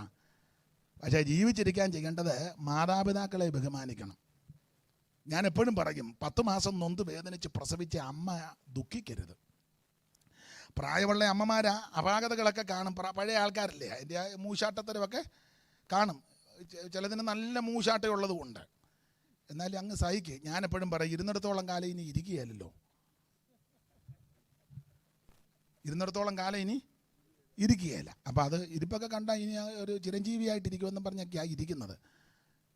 ചിലരുടെ ഇരിപ്പ് കണ്ടാൽ നേരം വെളുപ്പിക്കുകയില്ലെന്നും പറഞ്ഞാൽ ഒരു ദോഷവും വരാതിരിക്കട്ടെ. അപ്പം ഞാൻ പറഞ്ഞതിൻ്റെ സാരം, മാതാപിതാക്കളെ ബഹുമാനിക്കണം, വൃദ്ധസദനത്തെ വിടരുത്, അനാഥാലയത്തെ വിടരുത്, അപ്പനെ അമ്മയും ബഹുമാനിക്കണം, അപ്പനെ അമ്മയെ ശുശ്രൂഷിക്കണം. ചിലപ്പോൾ മുള കുടച്ചതേ ഉള്ളൂ, മതി, അത് സമയത്ത് കൊടുക്കണം. ചൂടുകഞ്ഞി നമുക്ക് സാഹചര്യം അതെ, ചൂടുകഞ്ഞിയേ ഉള്ളൂ, മതി, അത് സമയത്ത് കൊടുക്കണം. അനിച്ചക്കഞ്ഞി കോഴി പ്ലാവല കൊട്ടി വെച്ച് കൊടുക്കരുത്, പെട്ടെന്ന് ബാധർക്ക് എനിക്ക് യോഗത്തിന് പോകേണ്ടതാണ്. അനിച്ചക്കഞ്ഞി നീ 5-6 ആഴ്ച കൊടുക്കണ്ടല്ലോ, തള്ളയുടെ തൊണ്ടയെല്ലാം പൊള്ളി. മാതാപിതാക്കളെ ബഹുമാനിക്കണം. പണ്ട് കേട്ടിട്ടുണ്ട് ചിലർ ഈ എന്തുവാ കൃത്രിമം കാണിക്കുന്നുണ്ട്. പണ്ട് ഭർത്താവും ഭാര്യയും ജീവിക്കാൻ അമ്മയുണ്ട്. അപ്പം ഭർത്താവ് രാവിലെ വീട്ടിൽ നിന്ന് പോകും ജോലിക്ക്, പ്രാരാബ്ധമാണ്. അർദ്ധരാത്രിയിലായി വരുന്നത്. പിള്ളേരെയും ഭാര്യയും അമ്മയൊക്കെ സന്ധിക്കണ്ടേ. അപ്പോൾ ഈ തള്ള ഭാര്യ അമ്മയ്ക്കൊന്നും കൊടുക്കുകയില്ല. അപ്പോൾ ഭർത്താവ് തിരക്കില്ല, ഒത്തിരി ക്ഷീണിതനായിട്ടാണ് വരുന്നത്. ഭർത്താവ് വന്ന് ചോദിക്കും, എടി അമ്മ വല്ലതും കഴിച്ചോ? അമ്മയ്ക്കൊന്നും വേണ്ട, എന്തോ ചോദിച്ചാലും വേണ്ട എന്നാണ് പറയുന്നത്. ഇത് മിക്ക ദിവസവും കേൾക്കുന്നുണ്ട്. അപ്പോൾ അവന് ഓർത്തും വേണ്ടാഞ്ഞിട്ടായിരിക്കും, തിരക്കാ. പിന്നെ ഒരു ദിവസം പിന്നെ ഡൗട്ട് ചോദിച്ചെടി അമ്മയ്ക്ക് വല്ലതും കൊടുത്തോ? യോ അമ്മയ്ക്ക് എന്നാ ചോദിച്ചാലും വേണ്ടെന്നാ. കേൾക്കണോ? ഉടനെ ഓടി അമ്മയുടെ മുറി. പുള്ളി കട്ടം കുടിച്ചുകൊണ്ടിരിക്കുക. അപ്പോൾ ഇവൾ അകത്തെ മുറി ചെന്ന് അമ്മയോട് രഹസ്യമായിട്ട് പതുക്കെ ചോദിക്കുക. അത് അവൻ കേൾക്കുന്നില്ല. അമ്മേ കപ്പലേ കയറണോ? ഉടനെ അമ്മ അവിടെ കൊണ്ട് വേണ്ടായേ, കേട്ടോ, ഇതാ എന്നെ ചോദിച്ചാലും വേണ്ടെന്നാ. പിന്നെ അവനോർത്ത് കാണുന്ന നേരാ.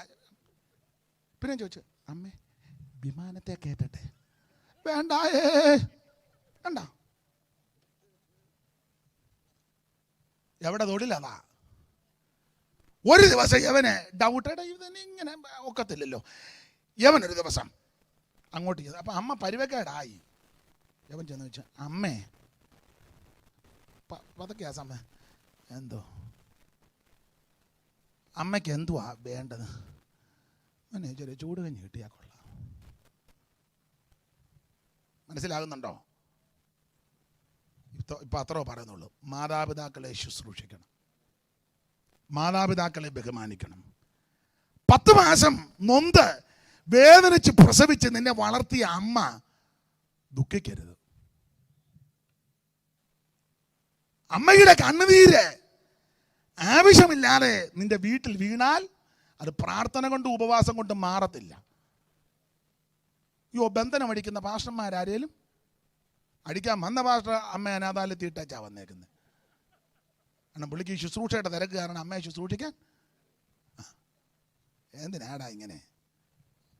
ശുശ്രൂഷ അല്പം കുറവാണെങ്കിലും മാതാപിതാക്കളെ ശുശ്രൂഷിക്ക്, അവരെ ബഹുമാനിക്ക്, അവരെ ആദരിക്ക്. പുസ്തകം പഠിപ്പിക്കുന്നത് അവൻ നന്മയുടെ വഴി ദൈവം തുറക്കും.